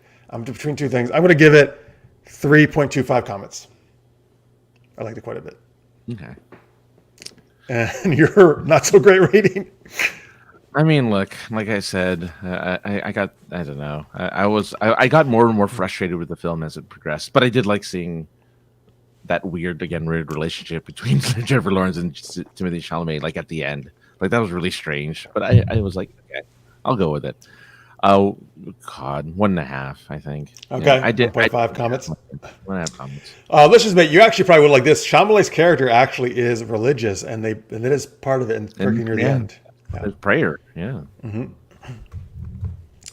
All right, so now let's move on to the 355. And you might be saying, Jeff, why are you saying numbers at us? Well, it's a code. It's the combination to his locker. That's right. If you go to my old high school, that's the combination. I've never had a combination like that. All just single digits like that. Yeah, it's really easy to remember, though. So 355, folks, is a pretty new spy movie, but all female spies are the main characters in this movie. This is written and directed by Simon Kingberg. He's actually a very well-known writer. He actually mostly writing. I think this is his second directing, or he's only directed a couple movies. But he burst on the scene with Mr. and Mrs. Smith. That was actually his, like, I think his film school thesis project or something. And obviously that became a huge movie. Wow. Yeah, that's cool. And he has a huge thing in a lot of the X-Men movies as well, recent ones. But he's done a lot of stuff. I was gonna say, didn't he do? I'm looking now just to see, because I heard he did like a Bourne movie. He might have. I'm not sure. But he's done a lot of stuff. So this movie, anyway, there's a secret, like there's this new secret device that gets invented, which I guess can hack into any data thing in the world, right? Like nothing can withstand it. Is the idea. And so a bunch of, so this is what I don't like about this. IMDb does it they put it in the introduction order, so it's hard to find everyone. It's not like in billing order. But anyway, Jessica Chastain plays Mace, who is a CIA agent, I think. And she is tasked to get this item. So they don't want it falling into the wrong hands, obviously.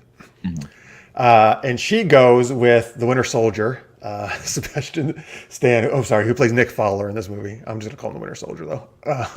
Yeah, do it. I can't see him in anything else, so go for it. He's good in this movie. Combinations 1, 2, 3, 4, 5. Just says. Oh, that's Spaceballs, right? Spaceballs, yeah. That's funny, actually. I like that part. Anyway, so they're trying to get it, but at the same time, all these other government are also trying to get it, right? So I'm not going to remain all the names of these organizations, but there's a German CIA type organization. Try the German one. It's it's a long German word. Don't worry about that. Diane Kruger plays an agent there. Lupita Nyong'o, is that how you say it? Lupita Nyong'o. Mm-hmm. She's a former MI6 agent that Jessica Chastain's character recruits to help her out. Say her name. Her character name. Her character name? Oh boy. Oh wow. Would I ever like to say this? Khadija Ideme. Yeah, I think that's it. Actually, that's pretty close. All right, you can correct me, Pope, if you know, folks in the chat. Penelope Cruz is a Colombian, but she is an agent, but not a field agent. She's a psychiatrist, right? And then we have Bing Bing Fong. I'm trying to. Yeah. Damn it, where is it?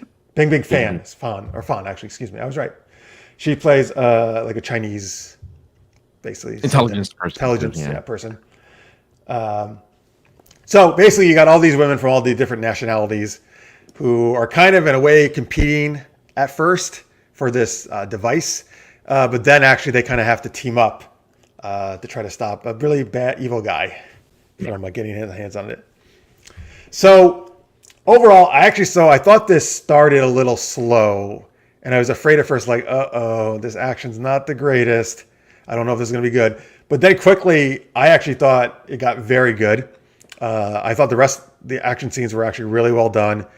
A lot of I think this is a good espionage spy movie. I really enjoyed it. For the most part, I was really riveted to what was going on. It was paced well. The characters are interesting. There's a lot of cool action scenes, and also just kind of sneaking around spy stuff, like in a museum, that one thing where they're trying to get their hands on it. I think this is a well done movie, a good action spy movie. What'd you think? I liked it. I thought it was fun. There's one thing that makes me hate this movie a lot, and it's that they looked up. No, is the explanation of the freaking 355 has nothing to do with this movie. That's the worst part of this movie. Yeah, that's it. Yes. That is the worst part. It has nothing to do with the title. It makes no sense of this movie, actually. Why are you mentioning it? It has nothing to do with it. So, well, I'll tell you, folks. This is not really going to spoil anything. It's even in the trailer, I think.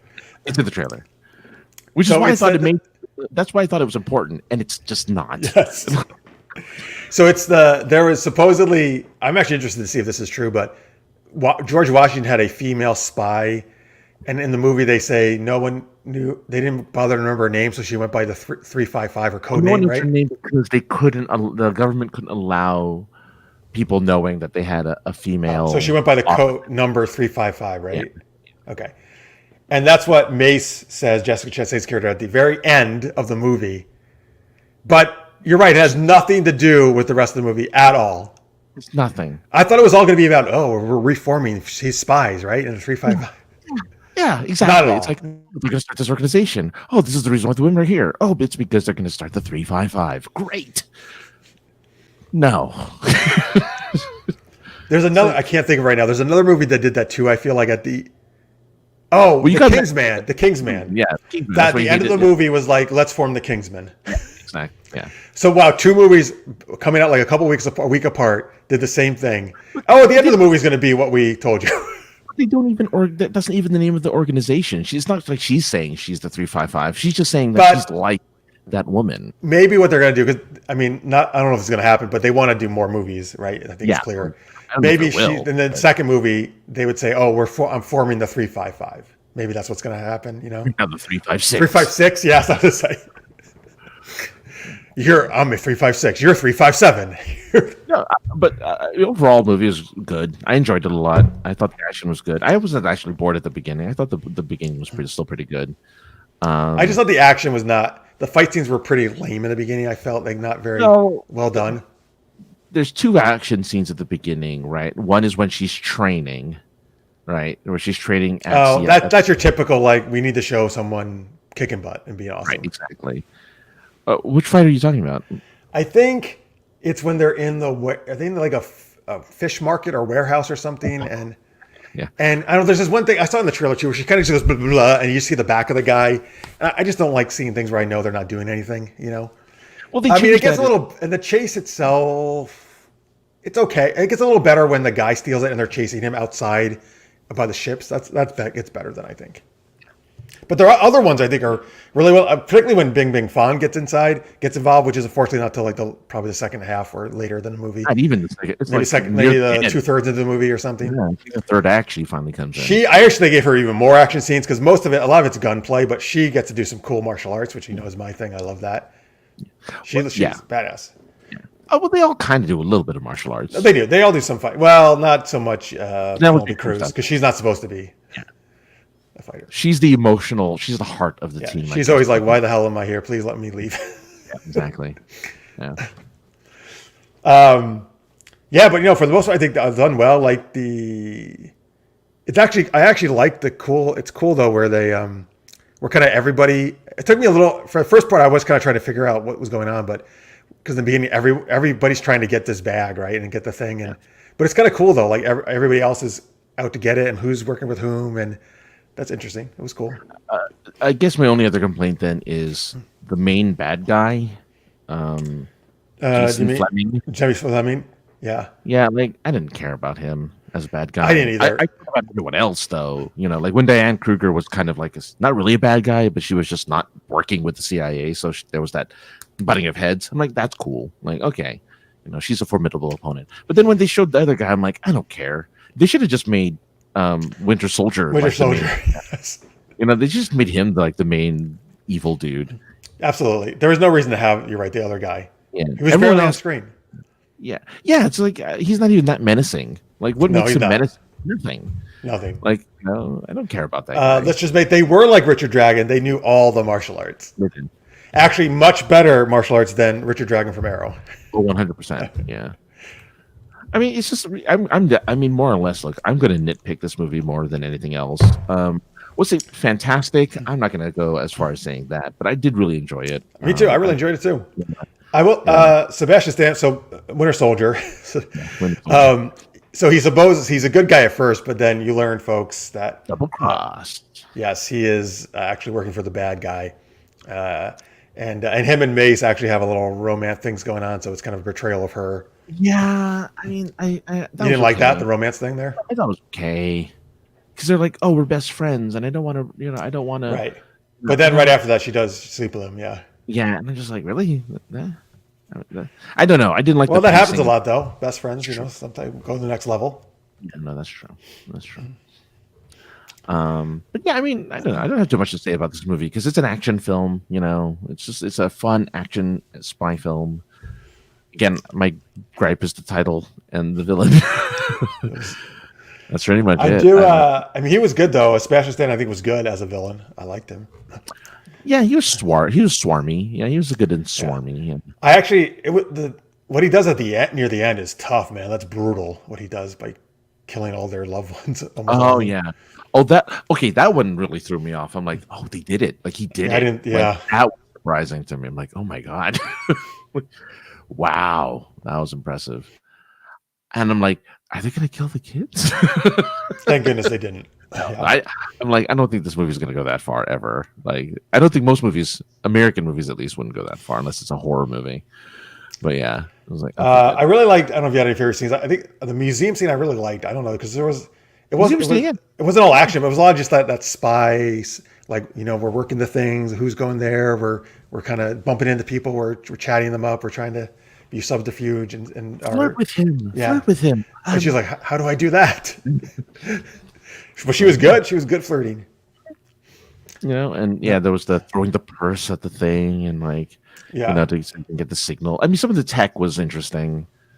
Some of the twists were okay. And I like the twist of like, oh yeah, it was a decoy. I'm like, yeah, okay, that's okay. Oh, that the Bing Bing fun. Yeah, the decoy thing. Like, okay, that's fine, I guess.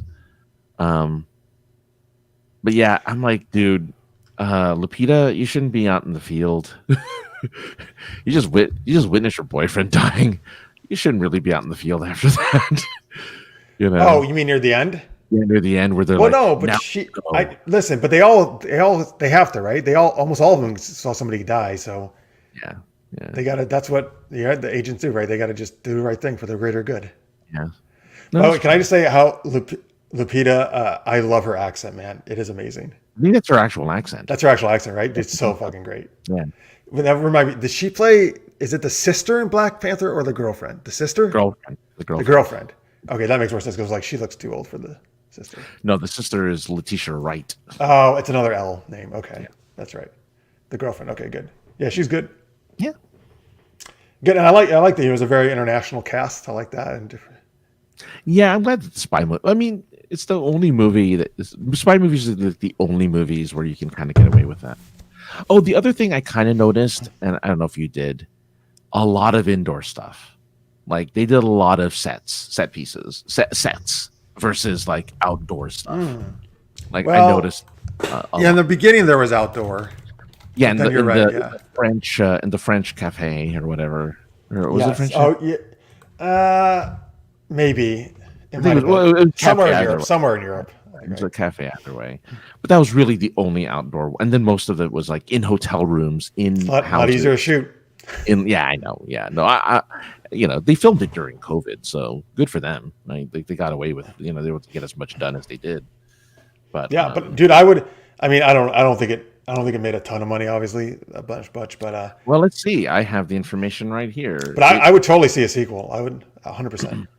So it doesn't tell me how much it was made for, but it grossed worldwide a mere $14 million. I mean, it's still out in theaters, but it's not going to make too much more probably at this point.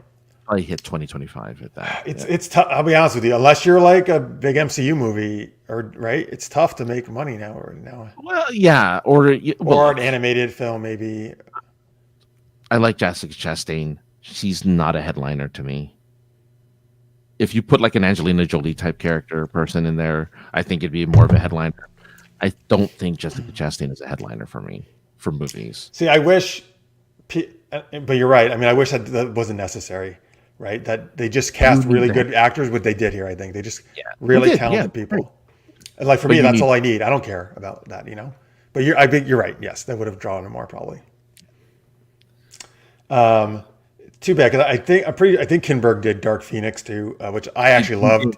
He did. I think that was his first directing movie, even though he's written a bunch of the other X-Men's. He directed an episode of The Twilight Zone. I think that was his first movie. Was Dark Phoenix that he directed. He's only directed 2 films. And I know a lot of people ragged on it. I love Dark Phoenix, so I've actually liked both of his films, and neither of them have done well. Now This one did not even have a good. I don't think it even has a good. I think it was like 4 point something on IMDb. If I go back here, he wrote 4.7. Yeah. He wrote a bunch of the X-Men, and he's been producing a lot of the X-Men as well. Yeah. No, mainly he's a writer, but actually, I think he's a good director. Like I like him. I hope this doesn't stop people from using him as a director. Wow. He might do smaller films, which again, this is in the grand scheme of things, this is a smaller film. Like this is a small. Compared to X-Men, yes. Right. Compared to like the Bourne Identity or like the Mission Impossible films, this is those are huge franchises, right? Yeah. It's a similar movie to that vein, though. I mean, like 100%, yeah. All right, on the poster it says from the studio that brought you the Jason Bourne. It says, just Jason Bourne though. That one. Okay. Oh, okay. I don't know. Was that the last one? That was the last one. Yeah. Where Damon came back.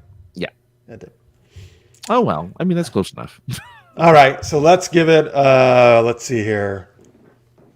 I'm trying to think of something besides Spies. Anything?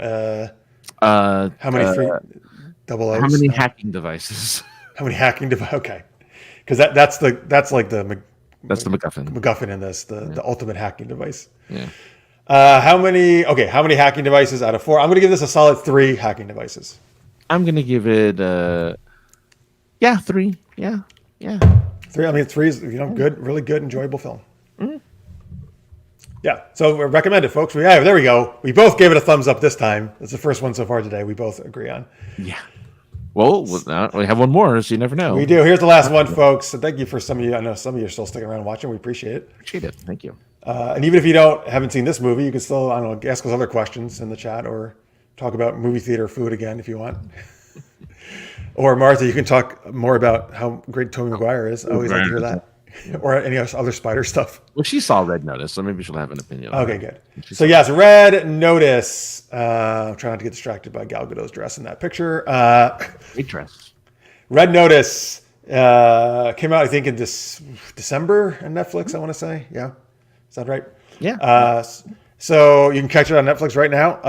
It actually, I think, did quite well for Netflix. This movie. So actually, this movie, I think, hopefully, will get a sequel. I'm hoping. I think they already talked. They're already saying that it is because it's totally set up for one. Its number one film for like 10 weeks or something like that. Yeah, it did really well. So anyway, Dwayne Johnson, Ryan Reynolds, Gal Gadot are the headliners of this movie. Rawson Marshall Thurber wrote and directed this, actually. So what would you call this? Caper movie? Heist movie, yeah. Heist movie, yeah. Because they're looking for eggs. Oh yes, I actually like because I did my senior thesis on Cleopatra. I'm an ancient history stuff. Cleopatra's eggs. There's supposedly 3 of them. That's the whole thing, right? There's supposedly a third one that nobody ever knows where it is, and trying to recover all 3 of them, including this mystery one which they find. Yeah. Anyway, Dwayne Johnson plays an FBI agent, John Hartley, who is supposedly supposed to stop. Well, for most of it, Ryan Reynolds, who plays Nolan Booth. Like one of the greatest art thieves. He says the number 1, but actually probably only number 2 to another art thief named the Bishop, who is Gal Gadot, played by Gal Gadot. Mm-hmm. So those are the 3 main characters. So a lot of it is at first Johnson pursuing Reynolds' character, Booth. But then they kind of have to team up to try to go get the Bishop, right? Because the Bishop kind of gets over on both of them. Kind of, she's the best. She's very sneaky. That's kind of the main gist of it. I'm not going to give too much away right now because there's a lot of really cool twists in this movie. But so overall, we'll get our overall thoughts first. Dude, I fucking love this movie, man. Like this is the kind of movie I miss and I wish got made more often. Just like a great action adventure movie. It's fun. The characters are likable. There's not gory violence. All the violence is like nobody's dying. It's just they're getting people die in this movie. Maybe some at the end, but I actually watched a lot of it. People just fell at first, like a lot of it, like when he's escaping the museum, that people are just getting hit and falling. Some people do die, but none of it is you're really seeing it. You're not seeing blood. You're not seeing limbs going flying like so many movies nowadays have to do this gore fest, right? Right. So I love that aspect of it. It's like reminds me kind of more of an old school, just fun adventure that you can watch with your whole family. And dude, these actors are great. So I love Ryan Reynolds in almost everything. I think he's like one of the most charming guys ever, and he is in this movie. He's like charm is on full effect, turned up to 11. The Rock is Dwayne Johnson's like almost is really good in almost everything too. Like he's really great in this. And Gal Gadot, she's awesome. Like I loved her as the Bishop, man. She is fantastic in this role, I think. So, dude, like I actually would have put this on one of my top lists when we did our countdown, but I hadn't seen it yet when we did our 2021 year-end review show. Yeah. Well, okay. Yeah. I liked it. I mean, you liked it more than I did, but I enjoyed it. I feel like it felt like it did feel like a Netflix movie. It has that feel, there's a lot really? See, I think this looks like a big budget film. Again, I mean, they're everywhere, right? They're in Bali. They're all over the place. Like shooting. A lot of indoor shots. Wow, you were really caught up on this indoor shit, man. What? I can tell. It's easy to tell. Okay, but why does that? But does that have any effect on your enjoyment of the movie? No. Well, I notice it. It takes me out a little bit why? Because I notice it looks like a set. Like to me, there's some places that look like a set, and I'm like, oh, it doesn't look like the place like it's supposed to be. In other words, to me. Right? Oh, really? I never thought that once. That's why I like Jackie Chan movies because they always feel like they're where they're supposed to be. They don't feel like they're in a studio. Don't feel like they're in a set. I feel like there's a lot of scenes in here but look, it doesn't 100% take me away from the movie. I'm not going to be like, well, it's a 1-star movie because of that. Okay. It's just that some of these things do kind of like, okay, yeah, that's interesting. That never. I mean, there are things that take me out of a movie, but that doesn't. Yeah. Gal Gadot's English is so much better in this movie. Like she has less and less of her accent in this film, which is not. I don't know if I noticed that. Like, why have you had a problem understanding her or something before? No. But I just noticed like that accent's not strong. Noticing, like, I don't really hear an accent as much as I did in like as Wonder Woman or as It's like, she just it's just her mastery of the English language just seems more. She has more mastery of it. You're right. Like it's a buddy movie. Not, I was gonna say buddy cop, but they're not cops.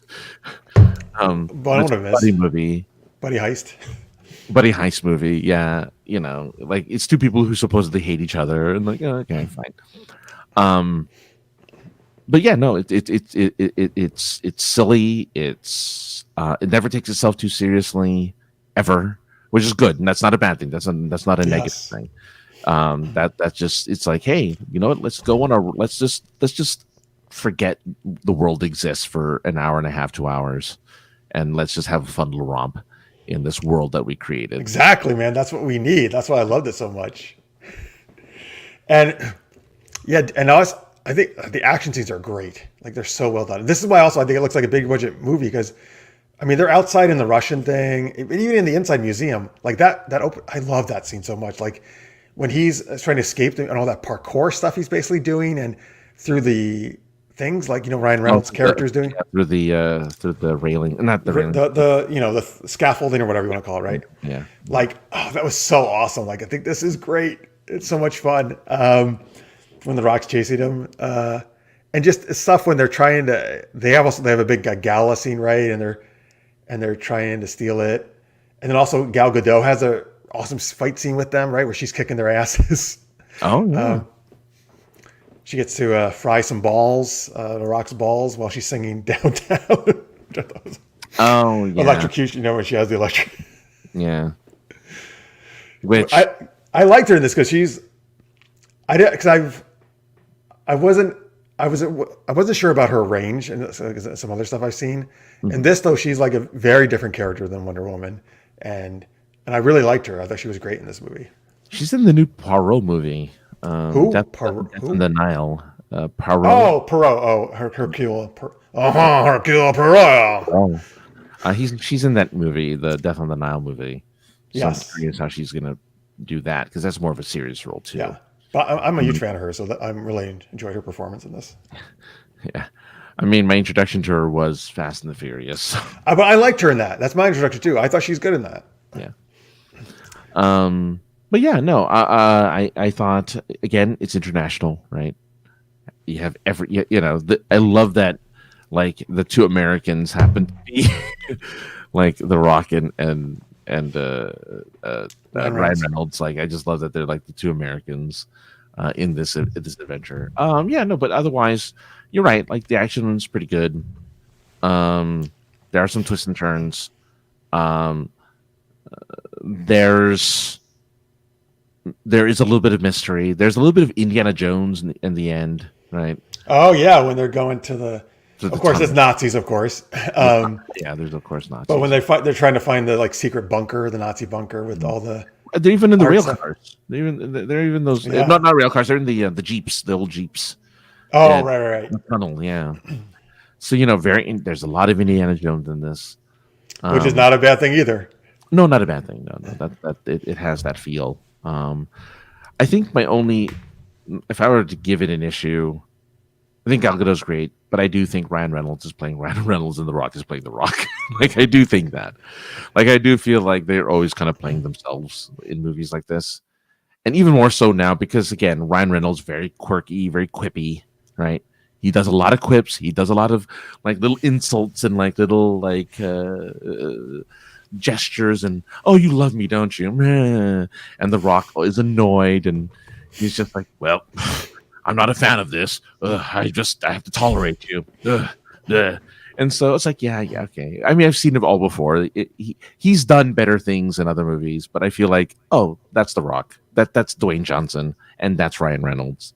But Gal Gadot's like, oh yeah, she's totally like, oh, you're swept away with like how Gal Gadot is because she's different, Well, I mean, I gotta get what you're saying, though. I mean, The Rock and Ryan Reynolds have played other characters, obviously, than that in other movies. But I feel like they're more themselves here than they are like in other stuff. Yeah, I mean, I actually love Ryan Reynolds in this one because I actually think he takes it up even more in this one. Like, he's super, like, I think I don't know, quippy and like just super charming and like having fun with every single moment of things.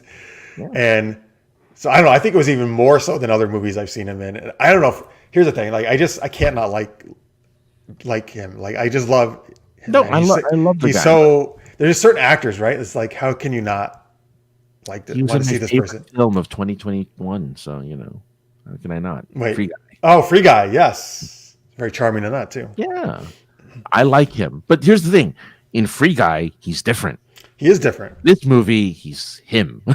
So, it's just but I don't think that's totally. I think it's still ratcheted up in this. Yeah. There's a little. It's hyped up. There's a little hyper-realism there, but still, it's just like, I got you. Well, it totally works. I love it.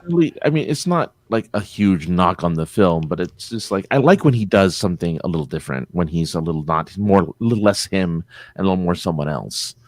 I forgot to mention. Because I thought of Free Guy, and I remember it just clicked to me that there was a cameo in Free Guy that appeared in Don't Look Up. The same cameo happened in Don't Look Up that happened in Free Guy. What is it? Chris Evans shows up in Don't Look Up in an interview. He's wearing a mustache and a he plays like a director. He's the actor of that one disaster movie that. Like, I thought he's the actor. I thought he was playing the director of it. Oh, maybe, I don't know, but he was the one with the disaster movie. Yes. He's like, oh, I'm both. He had the pointing up and pointing down arrow pin, and he's like, yes, I'm right in the middle. Wait, where is he in Free Guy again? When Free Guy gets the Captain America shield, he's watching it on his phone. He's like, what the shit? Like, yeah. Wait, who? Free Guy's watching? No. So Chris Evans is watching. Oh, yeah. He's like, what? I remember now. Yeah. So he had two cameos. Nice. Yeah. Should have done a cameo in this movie. That would have been cool. Yeah. But yeah, I love. And by the way, this has some awesome twists, folks. I guess so. Being like a big spoiler warning right here, just in case you want to tune out for a little bit. That's your spoiler warning sound. Or boob grabbing, one or the other. All right. Well, he's not going to grab your boobs, folks. Don't worry. I mean, the biggest one is, not near the end, not at the Ed Sheeran. Yeah, Ed Sheeran's appearance in the movie was the. Oh, you're right. That was the big twist. I didn't see coming. That is kind of funny though, actually. Yeah. But it's that the Bishop, Gal Gadot, is actually and Dwayne Johnson, the FBI agent, are working together, and they're lovers. I And thought they they've were been married. what? I thought they were married. They're not married? I didn't think they were married, but they're definitely, romantically a couple. And they've been playing Booth, Ryan Reynolds, this whole time, and he had no clue. Neither did I. I really thought it was going to be the buddy movie, him and The Rock, and they're going to try to defeat Gal Gadot. So that was like, oh shit, that's good. That was a good twist. Of course, Ryan Reynolds, he comes back at the end though, and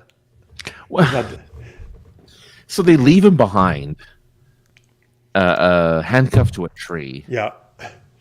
And they're like, all right, in the jungle. And then they do the exchange. Well, then we cut to the wedding where they're watching after they give him the eggs, Cleopatra's eggs. Because that's where it's in the bunker, right, where they find the third egg, right? Third egg's in the bunker, yeah. Because that's right. His father's watch was the key, kind of the whole thing. Ryan Reynolds' father's watch. Yeah. But anyway, he finds them on their ship, whatever yacht they've been in, right? But doesn't want revenge though. He actually just wants them for a new mission. He wants all three of them to do a new heist.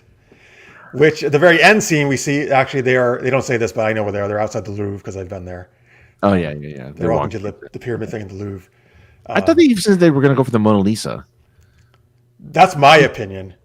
Oh, I thought he said it. I didn't think he said it, but my guess is because I knew it was the Louvre. I was like, oh, I bet they're going to try to steal the Mona Lisa. I kind of want to say, well, maybe I'm wrong. I feel like there was at least either it was really. I didn't think they said anything about that. Okay, but I know they all put on sunglasses as they walk away towards the Louvre. Yeah, to hint at the sequel. Yeah. Yes. Which you said it's already in the works. I believe so. Yeah. Nice. Well, dude, I cannot wait because. Like I said, this is the most fun I've had watching a movie in a long time, actually. So, even though there's actually been plenty of good movies in this past year that I've seen. Yeah. Oh, yeah. Either not just in theaters, but in streaming as well. Yes. Yeah. I think that streaming is definitely cutting into theaters that's the thing. That's why we're going to talk about streaming just as much. You got to count it. It's part of the Academy Awards now, right? It is. Isn't it? It is. Yeah. I think right. Yeah. It is. Because you can't not just say it has to be in theaters. I think I know in the Emmys it is. Maybe I'm actually not sure. It's definitely in the Emmys, but I'm gonna have to check with that. All right, and I think it's the Golden Globes too. But definitely the Golden Globes. Because they definitely do TV as well there. All right. So let's see here. So should we do it out of eggs, Cleopatra's eggs, as our rating? Yeah. Well, there's 3 of everything in this movie. There's no 4 of anything. It's 3 of everything. There's 3 art thieves. There's 3 eggs. Yes. There's 3 acts. 3 what? Acts. Acts? 3 acts. ACT. Oh, 3 acts. Okay, yeah. I gotcha. 3 acts. All right, let's see. What do you give it then? How many eggs for Red Notice? Solid 3. Like it's super entertaining. Really, there's not a lot. I mean, other than like really nitpicking on a couple of things, there's not a lot not to like about it. There's a reason why it's number 1 on Netflix for so long, even though people are like, I've never heard of this movie before. Okay, guys, doesn't matter. Other people have. I really love Twitter discourse when it comes to movies. Nobody's ever heard of, but that's fine. It has great actors, So yeah, 3 is a good 3. Listener's Mate says 3 is the perfect number. Yeah. So I am going to give this 4 eggs. 4 eggs. Wow. I love this movie. I actually, right before we went on the show, gave it a 10 on IMDb. Oh, wow. Because it only has a 6.3. Come on, people. Go give that a better rating. Just look at the freaking poster on the IMDb. Look, at the end of the movie, you get to see both The Rock and Gal Gadot in swimsuits. Swimsuits, yeah. You don't get to see Ryan Reynolds in a swimsuit, though. Sorry. No, he comes in on a boat, so yeah, you can see that. Maybe in the sequel. Yeah. It'll be in a Speedo. Probably. Oh, my God. All right. Sorry, we're going to add something else? No, that's it. Okay. Yeah. All right, folks. So there you go. We did Spider-Man No Way Home, where we were Francis. Overall, Francis liked it. I did not. We did Don't Look Up. I liked it. Francis did not. And then Red Notice and 355 we both liked. Yeah. So there you go. Not too bad. We agreed on half of them. Yeah. I mean, that's good. That's good, actually. It's good that we don't always agree. Yeah. All right. There you go, folks. That is our first, hang on. Damn it. What are we calling it? Freff's Friday Funtime Film Fiesta. Yeah. Film Fiesta. Okay. We're gonna have to write that down later to remember that. We don't have to call it that, but that's gonna kind of be the unofficial name for now because I like it. And I like all the F's. It's a fun name. It is. Yeah. And if I put that on, I feel maybe people will tune in because they think, oh, there's gonna be a party, a fiesta. We'll have to get like our Moroccos, right? Yeah. Maybe Martha can send us some stuff. Sure. I don't. Well, listeners, mate, I'm sorry to say you're probably in the minority. I think many people would like to see that. Yeah, it's not. Yeah. And well, listeners, mate, if that's not your thing, Gal Gadot is in like a bikini in this, or two-piece at least. I don't remember exactly, but Well, she's not green though. he does like his green ladies, right? He probably would like Gal Gadot playing She-Hulk. Oh yeah. I could see that. Yeah. It's fine. I'm excited for that show. Sometime this year, right? It's supposed to come out. Yeah, it's gonna be this year. Yeah, I mean, probably once Boba Fett's done, they're gonna do it. I think they rotate. It's Star Wars. Yeah, they don't want two big shows on at once, probably. Yeah, Right? Star Wars, Marvel, Star Wars, Marvel. So, which makes sense because it gets people to keep subscribing. yeah. Now this person's back. All right, hang on. I'm gonna just block Well, they're here. bots. It's not even a person. They're all okay, bots. it's a bot. Okay. Yeah. All right, this bot's back. Yeah.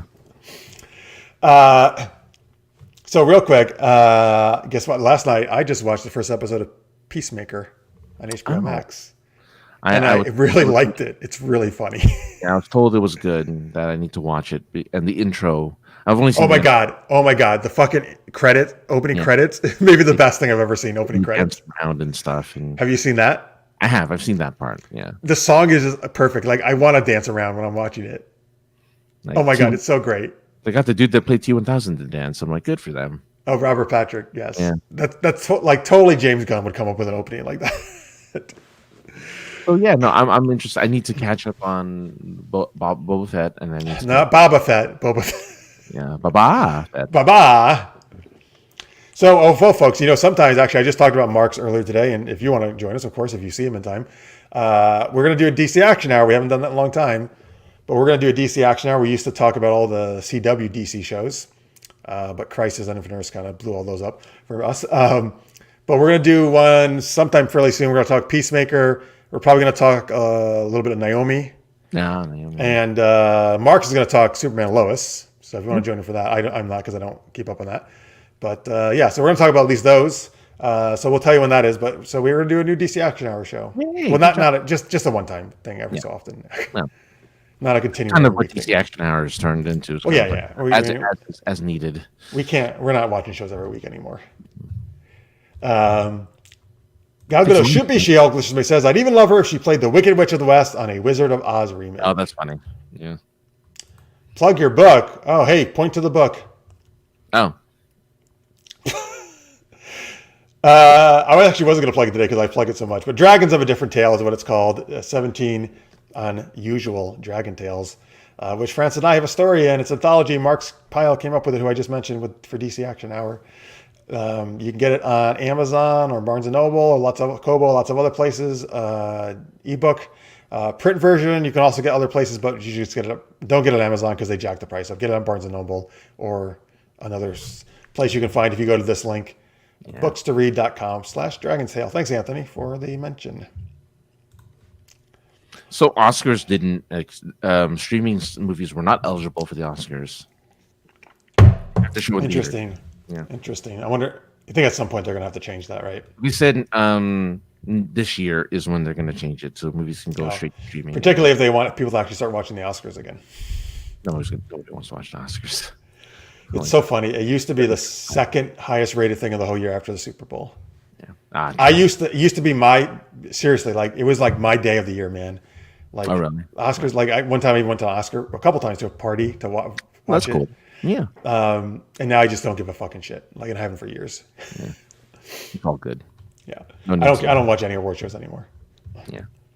Not worth All right. Anyway, folks, if you haven't watched us before, Super Geeked Up is our main show is Wednesday nights, 10 p.m. Eastern, 7 p.m. Pacific. We do geeky chat and improv comedy. So it's kind of like Whose Line Is It Anyway, but all geek themed. And we have some cool guests on. So hopefully we'll see you then for some of that. Or you can watch our past episodes at this website or the YouTube channel you're watching right now. You can, I'm trying to work it in for the liking to what we talked about today. You can shoot your web at that like button, right? Yeah. You can, what else? Use your 8 arms, octopus arms, to subscribe. Oh, we're all doing. I was hoping. I just thought of 2 Spider-Man. What are some other ones we can do? You can steal that bell, drop a meteor on that. Drop a meteor on the like bell. that button on the bell. Don't look up, but look at the subscribe button. Yeah. And 355 times is how many times you should comment. How much you love all this. 355 episodes of Super Geeked Up. There's almost that many actually. Yeah. We're just 340 something, I think we're at now. Yeah. Okay. Well, we worked it all in. That was good. Save the difference. Just save the difference for future episodes. Just like all the future ones too. Yeah. Exactly. Yeah. That's why they should really named it that 355. Francis is over at sinceresarcasm.net, where you do online friend simulator. Yeah, go check it out. So I'll do an episode soon. It's almost the end of the month. I need to do one, so there'll be one soon. And patreon.com/supergeekedup. If you like any of the shows we do, folks, please consider subscribing. Any amount you can do. Oh, you just messed up your video by doing that. You're all blurry now. By doing your fancy stuff. There, you fixed it. You can pledge $1, $2, $3, anything you want a month. It helps us out, and you get some cool perks. All right. Thank you. Oh, so Chaz gives three webs? 3 webs. To this show? Or, because I think he told me he hasn't seen any of these movies. I was going to say. Maybe he watched Spider-Man while watching our show at the same time. Oh, it wasn't he was in the theater. He had his earbuds on, and he. This is a 3-hour episode. Oh my goodness! Oh, it's not that long. It's like 2.5. That movie. No, you're right. We didn't go that long. We got through the other ones pretty quickly after Spider-Man. Actually, we moved our way. Yeah, I knew Spider-Man was going to be the big one. Oh yeah. Lots of thoughts on that. It's the flagship movie of this. Well, of all the ones we've talked about, or of Marvel. No, of all the ones we talked about. Okay. What do you think? Do you think Spider-Man is like the big one for Marvel now? Like, if you had to pick one character that's most important, kind of always has been, really, right? But not for MCU originally, because they didn't have it, obviously. No, you're right, but now it is, because Iron Man was originally Iron Man. I think was the one that everyone came to see, and then it was the Avengers, and then it was Spider-Man. So Spider-Man's going to be the new everyone's got to see, because you're not going to get no other movie in the MCU is going to get the numbers that No Way Home is going to get. Yeah, that's true. And listen, he's always been my favorite hero. He still is. I think for many people, he's their number one. So Chaz, thank you, Chaz. He says he was asking me to shoot his web, so he was shooting his web. Thank you, Chaz. Good job. We appreciate it. Very good. Good web shooters you've designed there. Or maybe it comes out of your arm like Tobey Maguire. They couldn't believe it in the movie. Because the other two, so they make their own, right? They make their own web shooters, yeah. They both make their own webbing. I was actually surprised Raimi went that way, because that's a more modern take on Spider-Man. I'm surprised Raimi didn't use the web shooters, because he's this classic Spider-Man. There really isn't a Spider-Man yet that sticks with organic. They did it for a little while, but they went back to web shooters. They always go back to web shooters. They don't really stick with organic unless it's a symbiote Spider-Man. Then it's organic. Mm-hmm. So the symbiote. The symbiote produces it. Yeah. Yeah. I mean, not that it doesn't make sense, right? If you have all the abilities of a spider, it makes sense that he can create. Wrist is the question. It should technically come from his butt. Yeah. Well, yes. Who doesn't want to see him swinging around by his butt? Spider butt does whatever a spider butt does. If they want to be anatomically correct spiders, then yes. That would be hilarious. Wait, did they make a joke about that? Of where it comes from, or no? No. Okay. Oh, in the movie? No Way Home? I don't think they do, right? A little bit, but mostly of how do you produce it? Do you get dehydrated, stuff like that? Okay. That'd be funny though if it was does it come out of your butt? No. I don't think. I would love seeing McGuire's reaction to that, as Peter. He's like, yeah, it does. It's like, actually, it does. When I take a poop, it's a real They problem. asked, does it come out of anywhere else? I think one of them asked that. Does it come out of anywhere else? Okay. I think that question does get asked. Oh, okay, yeah. All right, folks. Thanks so much for watching. That's our first show. I don't know. We'll probably do one in a month or so with some new movies. We'll have to see what's coming out. Actually, hey, you know what? I didn't even know this movie was out, but it came out today. Actually, The King's Daughter, and Pierce Brosnan's in it, and Bing Bing Fan from the 355. Yeah. And I think she's the mermaid in it because it's about a king who captures a mermaid to try to get immortality or something. But his daughter like winds up being friends with the mermaid. It sounds cool, actually. Sounds really cool. Yeah. So I got to watch that. I got to watch Belle still, the anime, and I got to watch probably Scream. You guys see Scream? No interest. Really? Wait, I thought you didn't like the first Scream? Yeah, I liked it. I just don't have any interest. You're interested in other ones? Yeah. Oh, that's surprising though, because you that's what you told me. You're like, you got to be like me and just see movies, even if you think they're bad. Just see them. Well, I'm gonna. I think my movies are gonna be different this week. I'm gonna watch this week. I think I'm gonna watch Licorice Pizza. Oh, that looks interesting. Yeah, and then next week is Cyrano, and then I don't remember what's after that. So I have a few movies in the pipeline to watch, but I don't know if I'm gonna watch Scream. Okay, that's fine. Or I'm still deciding. I don't know what The King's Daughter. Maybe I'll watch that one. That sounds interesting. So maybe I'll watch that. We'll see what happens. Check it out. Sounds cool. Yeah. All right, folks. Hopefully, see some of you Wednesday night for our Super Geeked Up show, and we do that every week. And until then, hey, everybody, have a great weekend. Hopefully, you'll get to watch some good movies. Maybe we'll watch some of the movies we just mentioned because 2 of them are on Netflix right now. Or watch some other good stuff and tell us what you're watching. And hope you have a good time. Until we see ya, stay geeky, everybody.